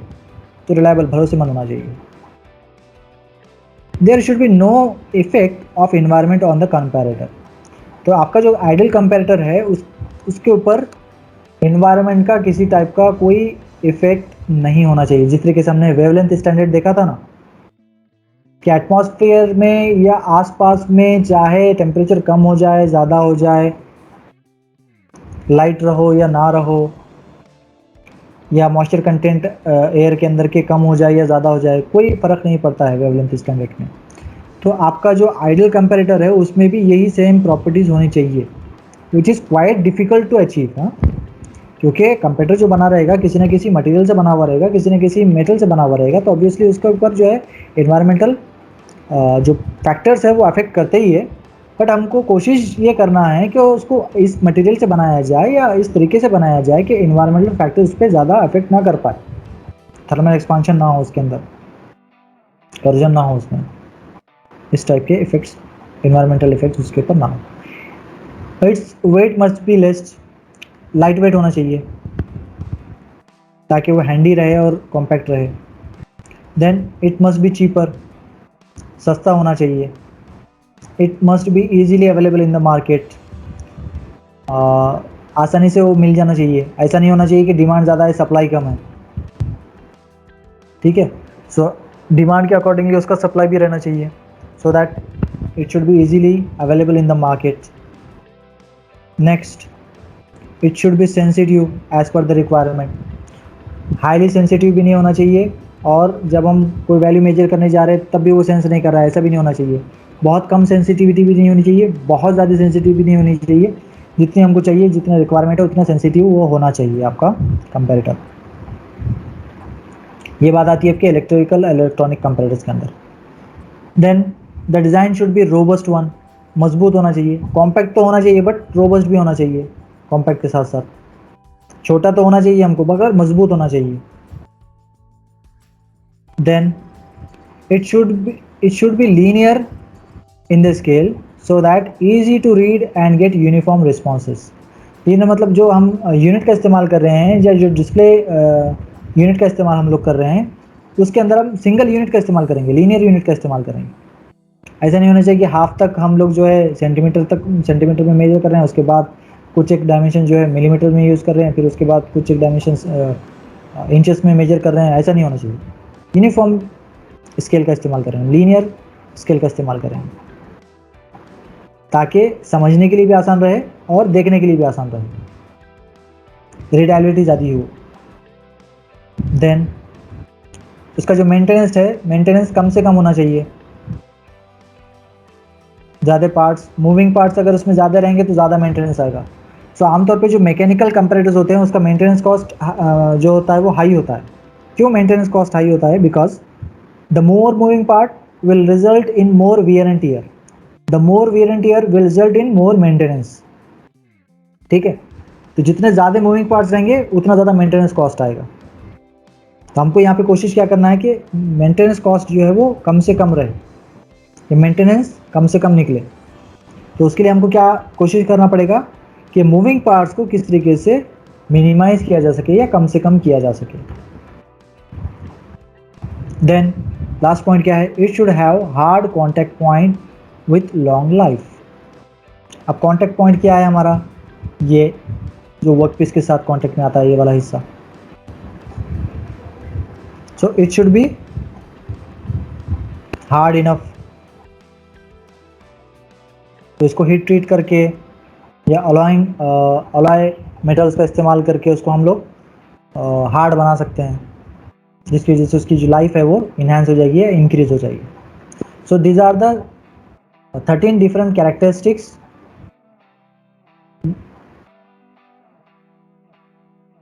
which a good comparator should have. Okay, देन आते हैं हमारे पास उसके एप्लीकेशंस के ऊपर या यूजेस के ऊपर, क्या कहाँ कहाँ पे यूज़ होता है वो, या किन किन जगहों पे इस्तेमाल किया जा सकता है उसको। If the components are to be checked at fast rate, आपको फास्ट मेजरमेंट करनी है, फास्ट जो है वैल्यूज़ को मेजर करना है, उन जगहों पे कंप्यूटर्स का इस्तेमाल किया जा सकता है। मास प्रोडक्शंस में, जहाँ पे ज़्यादा क्वांटिटी में, बल्क क्वांटिटी में प्रोडक्ट्स मैन्युफैक्चर होते हैं, वहाँ पे इस्तेमाल किया जा सकता है। स्टैंडर्ड्स के तौर पे इस्तेमाल किया जा सकता है लैबोरेटरीज के अंदर। इंस्पेक्शन डिपार्टमेंट में इस्तेमाल किया जा सकता है। न्यू वर्क पीसेस या फिर गेजेस को इंस्पेक्ट करने में। वर्किंग गेजेस मैन्युफैक्चरिंग डिपार्टमेंट में भी इसको इस्तेमाल किया जा सकता है, फिर प्रोडक्शन डिपार्टमेंट में भी इसको इस्तेमाल किया जा सकता है वर्किंग गेजेस के तौर पे। टू मेक सब groups during the selective assembly of jobs, सब ग्रुप्स बनाने के लिए भी जो है उसको इस्तेमाल किया जा सकता है कि एक साइज़ के अलग, एक साइज़ के अलग, एक साइज़ के अलग कैटेगरीज बनाने के लिए भी कंप्यूटर्स का इस्तेमाल किया जा सकता है। Now how to use comparator, it is most important question to be answered, how to use the comparator. तो इसमें जो है 5 डिफरेंट स्टेप्स बताए गए कंपैरेटर्स को यूज़ करने में। सबसे पहले आपका जो रिक्वायरमेंट है या जॉब है उसके हिसाब से सिलेक्शन करना है आपको कंपैरेटर का, कौन सा कंपैरेटर ज़्यादा सूटेबल रहेगा, ठीक है। देन उसके बाद सेलेक्ट स्टैंडर्ड जॉब और slip gauge of required dimensions, slip gauge का इस्तेमाल करना है यहाँ पे। Place a standard gauge under the plunger, ठीक है। स्टैंडर्ड को या फिर स्लिप गेज को क्या करना है, प्लंजर के नीचे रखना है। देन उसके बाद select the set the reading of dial indicator to 0, क्या करेंगे यहाँ पे, सबसे पहले स्टैंडर्ड वर्क पीस रखने के बाद ये पॉइंटर को 0 के ऊपर सेट करेंगे। देन उसके बाद रिमूव द गेज, जो स्टैंडर्ड है उसको वहाँ से हटा देंगे। वहाँ पे क्या करेंगे, फिर 1 बाय 1 1 बाय 1 1 बाय 1 हमारे वर्क पीसेस रखते जाएंगे और उसके यहाँ पे वैल्यूज़ को मेजर करते जाएंगे। Okay, then dial gauge indicator, तो इस तरीके से डायल गेज इंडिकेटर होता है आपका, ठीक है। इसके अंदर का हिस्सा भी मैंने आपको बताया है, इनर पोर्शन भी आपको मैंने बता दिया पहले। ये प्लंजर है आपका, ये कॉन्टैक्ट पॉइंट है आपका, इसको जो है हीट ट्रीट किया जाता है ताकि इसकी लाइफ को बढ़ाया जा सके। ये प्लंजर कनेक्टेड होता है अंदर रैक एंड पिनियन के साथ, रैक एंड पिनियन कनेक्ट होता है गियर्स के साथ, और ये गियर्स कनेक्ट होते हैं पॉइंटर के साथ। ये पॉइंटर कनेक्ट होता है अगेन स्प्रिंग के साथ। तो जैसे हम यहाँ से वर्क पीस को रिमूव करते हैं तो वापस ये आपका पॉइंटर 0 पे आ जाता है। ये हो गया आपका डायल गेज इंडिकेटर, ये अरेंजमेंट है उसका, ये हम लोगों ने पहले भी डिटेल में पढ़ लिया है, वापस बताने की ज़रूरत है इसको डायल गेज इंडिकेटर की वर्किंग? नहीं ना, ओके। एडवांटेजेस डिसएडवांटेजेस भी हम लोगों ने देख लिए हैं डायल गेज इंडिकेटर के। एप्लीकेशंस देख लेते हैं, कहाँ कहाँ पे इस्तेमाल होता है डायल गेज इंडिकेटर।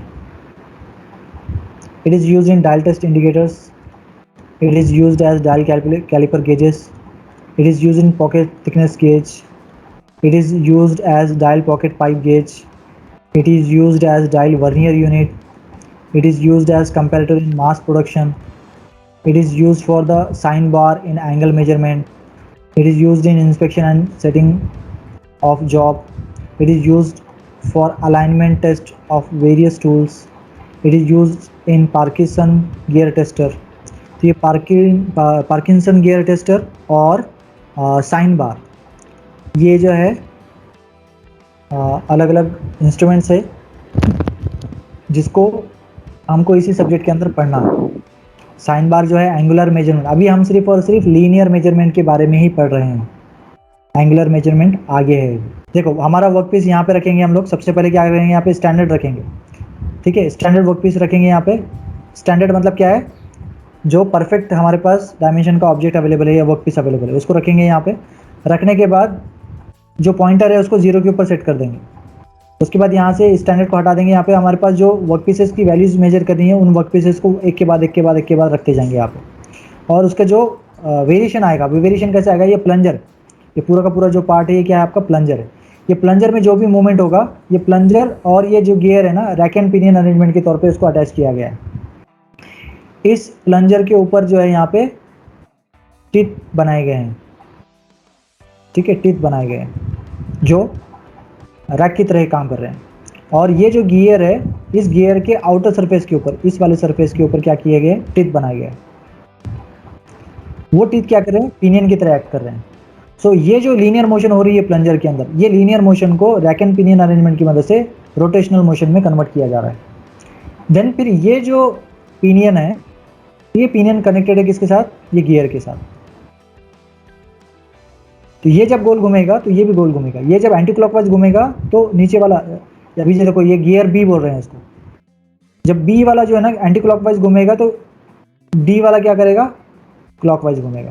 जब डी वाला क्लॉकवाइज घूमेगा तो अंदर इसके क्या किया हमने, और एक छोटा सा लगाया है सी वाला, वो एंटी क्लॉकवाइज घूमेगा, ठीक है। और ये सी वाला जो है वापस यहाँ पे अटैच है ई के साथ, अगेन ये एंटी क्लॉकवाइज घूमेगा। और इसको अटैच किया हमने, ई को अटैच किया डायरेक्टली पॉइंटर के साथ।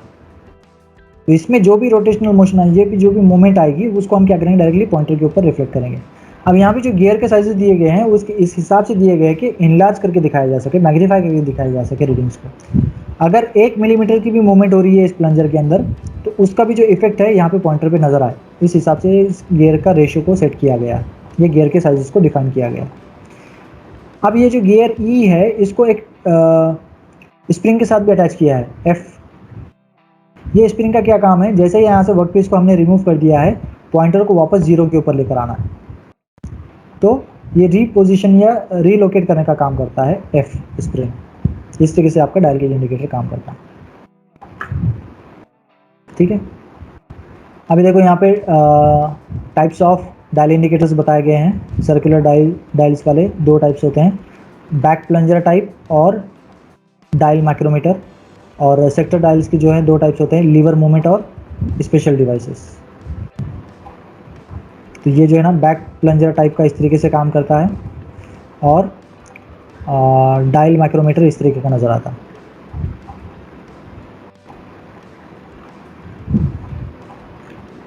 देन सिग्मा कंपैरेटर इस तरीके से नज़र आता है, सिग्मा कंपैरेटर आपका देखेंगे तो, और अगर इसको अंदर डिटेल में देखेंगे तो इस तरीके से नज़र आता है। अगेन ये भी एक मैकेनिकल कंपैरेटर का एक टाइप है। इसमें भी जो है अलग अलग मैकेनिकल लिंकेजेस का इस्तेमाल किया जा रहा है। ये प्लंजर है हमारा, इस प्लंजर को क्या किया है, स्लिट की मदद से हम लोग स्ट्रेट रखने की कोशिश कर रहे हैं, वर्टिकल पोजीशन में रखने की कोशिश कर रहे हैं। तो प्लंजर का एक एंड जो है वो वर्कपीस के साथ डायरेक्ट कांटेक्ट में आता है, जबकि दूसरा जो एज है उसका वो कैसा है, यहाँ पे नाइफ एज के साथ कनेक्टेड है। ये नाइफ एज जो है अगेन आपके क्या बोलेंगे उसको, यहाँ पे हमने क्या किया उसको, एक ऐसा लीवर का अरेंजमेंट बनाया है जिसमें क्या होता है, मूवमेंट अगर होती है, डमी ब्लॉक्स या फिर डेड वेट्स का इस्तेमाल कर रहे हैं हम यहाँ पे, और जैसे ही नाइफ एज में कोई मूवमेंट आती है, वो डेड एंड्स क्या करते हैं, यहाँ पे वाई आर्म्स की मदद से पॉइंटर तक उस मोशन को आगे ट्रांसमिट करते हैं, ठीक है, जिसकी वजह से आपको पॉइंटर में डिफ्लेक्शन देखने को मिलता है। देन उसके बाद न्यूमेटिक कंपैरेटर हमने देखा। न्यूमेटिक कंपैरेटर के बाद फिर जो है हम लोगों ने न्यूमेटिक कंपैरेटर किस टाइप के ऑब्जेक्ट्स का या किस शेप की, ज्योमेट्रिकल शेप्स के ऑब्जेक्ट्स का मेजरमेंट करने के काम में आते हैं, वो देखा हमने। तो ये सर्कुलर ऑब्जेक्ट्स अगर रहता है आपका, या फिर जो है हाइट आपको चेक करनी है, या फिर जो है आपको स्ट्रेटनेस चेक करनी है, या फिर जो है आपको इनर डायमीटर चेक करना है, तो इन सारी जगहों पे आप न्यूमेटिक कंपैरेटर का इस्तेमाल कर सकते हैं। देन उसके बाद अगर हम बात करेंगे कंपैरिजन की, ओके, तो इम्पोर्टेंट अभी जो है यहाँ पे कंपैरिजन देखते हैं हम लोग। Comparison in between comparator and gauge, again this is important topic. Comparator में और गेज में, अब गेज क्या है, यहाँ पे स्टैंडर्ड है आपका, गेज मतलब क्या है, स्टैंडर्ड। तो कंपैरेटर और स्टैंडर्ड में क्या डिफरेंस है, सो कंपैरेटर की अगर हम बात करते हैं तो they work on various principles, that is mechanical, optical, electrical, electronic, pneumatic, ठीक है, अलग अलग प्रिंसिपल्स के ऊपर ये काम करते हैं सारे के सारे कंपैरेटर्स। जबकि अगर हम स्टैंडर्ड्स की बात करेंगे या गेजेस की अगर बात करेंगे, these works on consideration of maximum and minimum limits only. तो ये लिमिट्स के ऊपर ही काम करते हैं, आपके जो स्टैंडर्ड्स हैं वो सिर्फ और सिर्फ लिमिट्स के ऊपर काम करते हैं, दूसरा कोई अंदर फेनोमेनन नहीं है, कोई दूसरा प्रिंसिपल नहीं है। देन कंपैरेटर में आते हैं हम लोग, can be used for wide range. किस भी टाइप का प्रोडक्ट आ जाने दो, कैसा भी प्रोडक्ट आ जाने दो, कंपैरेटर वहाँ पे जो है कोई ना कोई टाइप का कंपैरेटर वहाँ पे वो सूट हो जाएगा। बट अगर हम स्टैंडर्ड्स की बात करते हैं तो, या फिर गेज की अगर हम बात करते हैं तो, one gauge can be used for one type of job. तो ये बहुत ज़्यादा लिमिटेड है, गेजेस क्या है, बहुत ज़्यादा लिमिटेड है। और गेजेस जो ज़्यादा सक्सेसफुल है वो लीनियर मेजरमेंट्स के लिए ही है ज़्यादातर। एंगुलर मेजरमेंट में गेजेस सक्सेसफुल नहीं है, ज़्यादा सक्सेसफुल नहीं है, ज़्यादा एक्यूरेसी वहाँ पे नहीं मिलती है, ज़्यादा वैरायटी ऑफ ज्योमेट्रिकल शेप्स के ऊपर ये सक्सेसफुल नहीं है गेजेस। देन वापस आते हैं हम कंपैरेटर के ऊपर, use exact value of positive और निगेटिव साइड और साइज। उसमें ये बड़ा है, पॉजिटिव मतलब क्या है, बड़े साइज़ का है, नेगेटिव मतलब छोटे साइज़ का है, जो भी साइज़ का है उसके जो है एग्जैक्ट वैल्यूज वो आपको रिफ्लेक्ट कर देगा डिस्प्ले यूनिट के ऊपर। जबकि स्टैंडर्ड्स में या गेजेस में क्या होता है कि only tells about jobs are in range और नॉट। ये सिर्फ क्या बताएगा कि वो रेंज में है या नहीं है, सिर्फ इतना ही बताएगा, बड़ा है या छोटा है वो नहीं बताएगा, कितना बड़ा है कितना छोटा है वो नहीं बताएगा। जबकि आपको कंप्यूटर में कितना बड़ा हो गया तो कितना बड़ा हुआ है, और छोटा है तो कितना छोटा है वो बता देगा। स्टैंडर्ड्स में वो चीज़ आपको नहीं पता चलेगी, आपको सिर्फ क्या पता चलेगा, वो आपके रेंज में है कि नहीं है। जैसे हमने एग्जांपल देखा था ना 52.375, तो 52.375 है या नहीं है, सिर्फ इतना ही पता चलेगा आपको। 52.375 से कितना बड़ा है, अगर बड़ा है तो कितना बड़ा है वो आपको पता नहीं चलेगा। 52.375 से छोटा है अगर, तो कितना छोटा है वो आपको पता नहीं चलेगा। तो ये एक लिमिटेशन है गेजेस की या स्टैंडर्ड्स की। अगेन आते हैं हम कंपैरेटर के ऊपर, तो थोड़ा सा कॉस्टली रहता है, ये महंगा रहता है। गेजेस जो है तो लेस कॉस्ट रहते हैं इसकी, ऐसा नहीं है कि बहुत ज़्यादा सस्ता होता है गेजेस, स्लिप गेजेस सस्ते नहीं होते, महंगे होते हैं स्लिप गेजेस भी, मगर as compare with the comparators cost इसकी कम होती है। देन इसके बाद वापस कंपैरेटर में आते हैं हम लोग, मैग्नीफिकेशन इज़ प्रोवाइडेड, मैग्नीफिकेशन मिलेगा हमको, इनलार्जमेंट में देखने को मिलेगा यहाँ पे, हाईली मैग्नीफाइड रिजल्ट्स आपको देखने को मिलेंगे डिस्प्ले यूनिट के अंदर, चाहे वो एनालॉग रहो या डिजिटल रहो। But in case of gauges और standards there is no magnification concept, magnification का कोई सवाल ही पैदा नहीं होता यहाँ पर, ठीक है। जो रिजल्ट्स है जो इनग्रेव किए हुए स्लिप गेजेस के ऊपर, बस वही रीडिंग्स आपको लेनी है। देन एग्जांपल की अगर हम बात करते हैं तो कंपैरेटर की जो एग्जांपल है वो डायल गेज इंडिकेटर है, सोलेक्स कंपैरेटर है, साइन गेज सिग्मा कंपैरेटर है आपका, ठीक है, न्यूमेटिक कंपैरेटर है आपका, इलेक्ट्रिकल कंपैरेटर है, मैकेनिकल ऑप्टिकल कंपैरेटर है आपका, ठीक है। तो ये अलग अलग एग्जांपल्स हैं कंपैरेटर्स के। वही अगर हम बात करते हैं स्टैंडर्ड्स की या फिर गेजेस की, तो single ended, progressive plug gauge, ring type gauge, snap gauge etcetera, ये अलग अलग टाइप्स की जो है गेजेस यहाँ पे हमको देखने को मिलते हैं। तो यहाँ पे मैं आपको बताना चाहूँगा, नज़र आते हैं, तो ये जो है आपका प्लग गेज है, ठीक है, ये प्लग गेज है आपका, ये इनर डायामीटर मेजर करने के काम में आता है। किसके काम में आता है ये, इनर डायामीटर मेजर करने के काम में आता है। It's also a type of gauge और स्टैंडर्ड जिसको प्लग गेज कहा जाता है। तो इसके ऊपर भी अगर आप देखेंगे तो इंग्रेव किया गया है इसका डायमीटर कितना है, सो ठीक है 20, 18, ठीक है 520, दैट मीन्स इसका जो डायमीटर है वो 20 है, 518 इसका डायमीटर 18। इसमें भी फिर गो और नो गो का कंसेप्ट होता है, वो आगे हम देखेंगे। तो पहले टाइप्स ऑफ गेजेस मैं आपको बताना चाह रहा था, तो ये क्या है आपका प्लग गेज हो गया। देन उसके बाद सेम इसी तरह से स्नैप गेज भी होता है। स्नैप गेजेस जो हैं आपके आउटर डायमीटर्स को मेजर करने के काम में आता है। Plug gauges inner diameter, snap gauges outer diameter. Okay, और slip gauges height. So these are the different types of the standards. ये अलग अलग टाइप्स के जो हैं आपके स्टैंडर्ड्स हैं या फिर गेजेस हैं। तो ये यहाँ पे आप क्लियरली आप देख सकते हो। गो और नो गो का कंसेप्ट मैं आपको बताऊंगा क्या है, गो और नो गो का क्या होता है। तो ये जो है आपको आउटर डायमीटर मेजर करने के काम में आते हैं स्नैप गेजेस। इस तरीके का अरेंजमेंट होता है, यहाँ पे लगा के देखते हैं हम लोग। सो आगे बढ़ते हैं फिर हम कंपैरेटर एंड मेजरिंग इंस्ट्रूमेंट का यहाँ पे बताया गया है डिफरेंस, उसको भी देख लेते हैं थोड़ा सा fast. Computer unit which compares the actual value with the standard value, मतलब कंप्यूटर में तो वही सारे सेम पॉइंट्स रहेंगे, यहाँ पे बस measuring instrument which gives the exact value of dimension of job is measuring unit. Magnification is provided, no magnification concept is there. Preferred in mass production, used in all types of works, measuring instruments. Then gives output in terms of positive or negative from required value, gives exact value of job. Example dial gauge indicator, example vernier calliper और micrometer. ये जो है यहाँ पे दो और दिखाया गया है यहाँ पे डिफरेंस।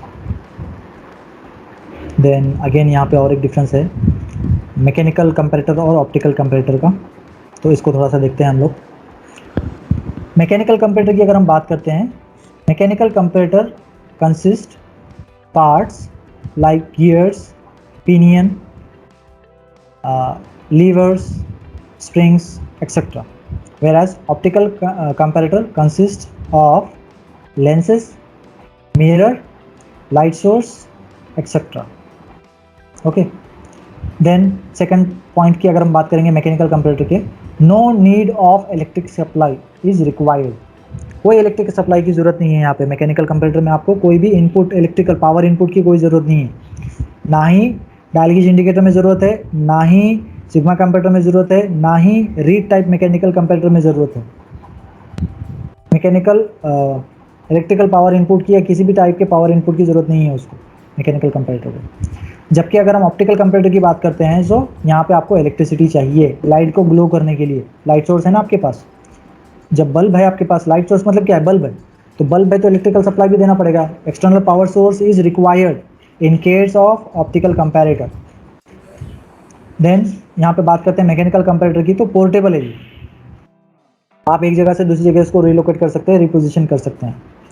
ऑप्टिकल कंपैरेटर की अगर हम बात करेंगे तो हेवी इंस्ट्रूमेंट्स है, थोड़ा सा ऐसा नहीं है कि उसको बिल्कुल जगह से एक जगह से दूसरी जगह ट्रांसफर नहीं कर सकते हैं, बट इंस्ट्रूमेंट्स हेवी होते हैं, डिफिकल्ट हो गया था। देन बात करेंगे मैकेनिकल कंपैरेटर की, तो pointer and scales are use to read. Scale रहेगा वहाँ पे, पॉइंटर रहेगा वहाँ पे, और वहाँ से आप रीडिंग्स को जो है रीड कर सकोगे। ऑप्टिकल कंपैरेटर में अगर हम बात करेंगे, स्क्रीन्स यहाँ पे लगी हुई होती है स्क्रीन्स, तो स्क्रीन्स की मदद से आप यहाँ पे रीडिंग्स को रीड कर सकते हैं। Lesser magnification is obtained in case of mechanical comparator is concerned. Lesser magnification, you will get the lesser magnification, whereas as far as optical comparator is concerned, you will get the high magnification scale. ठीक है, आपको magnification यहाँ पे optical comparator में ज़्यादा मिलेगा।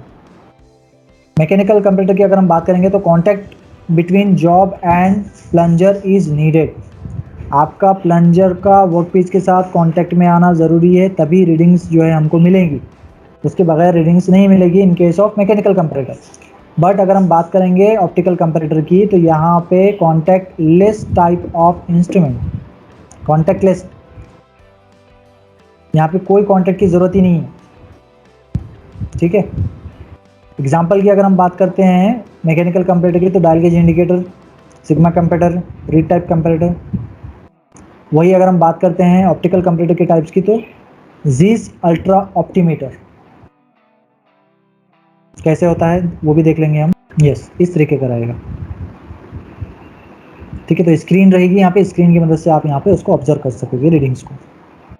Okay, तब यहाँ पे ये जो एग्जांपल दिया गया है, ये एग्जांपल क्या है, list out slips to be used for 92.375 millimetres using 2 production slips of 2.5 millimetre each with following set of slip gauges. आप लोगों के लिए गुड न्यूज़ ये है कि मैक्सिमम जो क्वेश्चंस होते हैं ना, क्वेश्चंस में ये स्लिप गेजेस के सेट का टेबल दिया हुआ होता है आपको। ओके, 90% जो क्वेश्चंस आते हैं एग्जाम में उसमें ये स्लिप गेज का टेबल आपको दिया हुआ रहेगा। इन वर्स्ट सिनेरियो आपको सिर्फ क्वेश्चन दिया रहेगा, ऊपर का टेबल नहीं दिया हुआ रहेगा। तो उस सिचुएशन में आपको टेबल पता होना चाहिए कौन से सेट में कौन सा जो है कितने नंबर ऑफ स्लिप गेजेस होते हैं और कौन से साइज के होते हैं।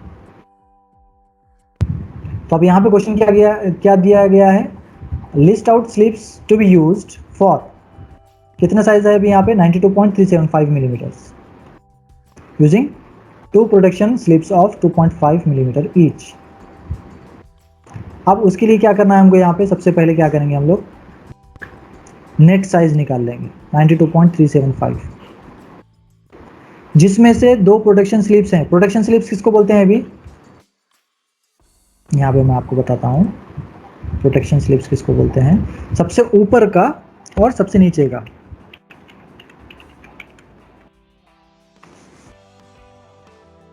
टॉप मोस्ट और बॉटम मोस्ट स्लिप गेजेस की जो बिल्डिंग बन रही है, उसमें जो सबसे ऊपर रहेगा और सबसे नीचे रहेगा प्रोटेक्शन स्लिप्स लगाए जाते हैं। यहाँ पे फॉर एग्जांपल अभी देखो, ये जो है ना सबसे नीचे वाला जहाँ पे मेरा कर्सर है ये, और सबसे ऊपर वाला, इन दोनों को क्या कर सकते हैं हम यहाँ पे प्रोटेक्शन स्लिप्स लगा सकते हैं आप। ठीक है, प्रोटेक्शन स्लिप्स मतलब क्या, उनकी और ज़्यादा हार्डनेस रहती है, जिसकी वजह से आपके स्लिप गेजेस डैमेज नहीं होते हैं। दोनों इसके ऊपर प्रोटेक्शन स्लिप्स, उसका नाम क्या है, स्लिप्स को प्रोटेक्ट करने वाले। ठीक है, तो ये प्रोटेक्शन स्लिप्स यहाँ पे लगाए गए हैं। क्या साइज के प्रोटेक्शन स्लिप्स लगाए गए हैं, 2.5, कितने साइज के लगाए गए हैं, 2.5 मिलीमीटर्स के। 2.5 सबसे बॉटम में भी रहेगा, 2.5 सबसे टॉप में भी रहेगा। तो टोटल हाइट में से इतना माइनस कर लो अभी, 2.5 मल्टीप्लाइड बाई 2 कितना हो गया, 5। 92.375 में से 5 माइनस कर लो तो कितना बच गया आपके पास, 87.375। आपको क्या करना है, 87.375 का ही निकालना है। सबसे पहले क्या करेंगे, लास्ट डेसिमल पॉइंट क्या है इसका, 0.007 है ना, 0.007। अब 0.007 लेने के बजाय हम क्या करेंगे, वहाँ पे 1.007 लेंगे। तो ले लिया हमने 1.007। अभी ये वैल्यू में से 87.375 में से 1.007 माइनस कर दो, कितना बचा आपका, 86.35। देखो यहाँ पे मिस्टेक है, यहाँ पे मिस्टेक है, 86.35 राइट, 86.35, यहाँ पे 1 आएगा, यहाँ पे 86.35 आएगा, 84 लिखा है ना, यहाँ पे मिस्टेक है, प्रिंट मिस्टेक है ये। तो कितना हो गया ये, 86.35। अभी लास्ट डेसिमल पॉइंट क्या बचा हमारे पास, 0.05 है ना। अब 0.05 लेने के बजाय हम क्या करेंगे, यहाँ पे 1.35 लेंगे। 1.35 अवेलेबल है क्या हमारे पास, 1.35 देखो यहाँ पर 1.35 है, 1.35 मिल जाएगा। Yes sir. ये 49 गेजेस हैं, इतने साइज के हैं, इसमें 1.01 का जो है डिफरेंस है, स्टेप है, तो 1.35 हमको मिल सकता है यहाँ से। तो ले लो 1.35 यहाँ पर, 1.35 ले लिया तो कितना बचा हमारे पास अभी टोटल, फिर से मैं बोल रहा हूँ आपको 87.375 है हमारे पास, उसमें से लास्ट डेसिमल पॉइंट है 0.007। तो हमने क्या किया, 1.007 का एक स्लिप गेज लिया। अच्छा 1.007 का कहाँ से कैसे लिया है, यहाँ देखो 1.007 मिलेगा क्या हमको, 1.007 मिल सकता है, यस सर मिल जाएगा यहाँ से, इस ये वाले रेंज में है वो, है ना। तो 1.007 हमने लिया, तो 87.375 में से 1.007 अगर हम माइनस करेंगे तो कितना बच रहा है, 86.35। तो हमने क्या किया, अभी 1.35 का एक गेज ले लिया, तो बचा कितना, 86 क्या 84, 85 सॉरी 85 बचा हमारे पास, राउंड फिगर आ गया 85 का, है ना। अब 85 अवेलेबल है क्या, देखो ये टेबल में 85 अवेलेबल है क्या।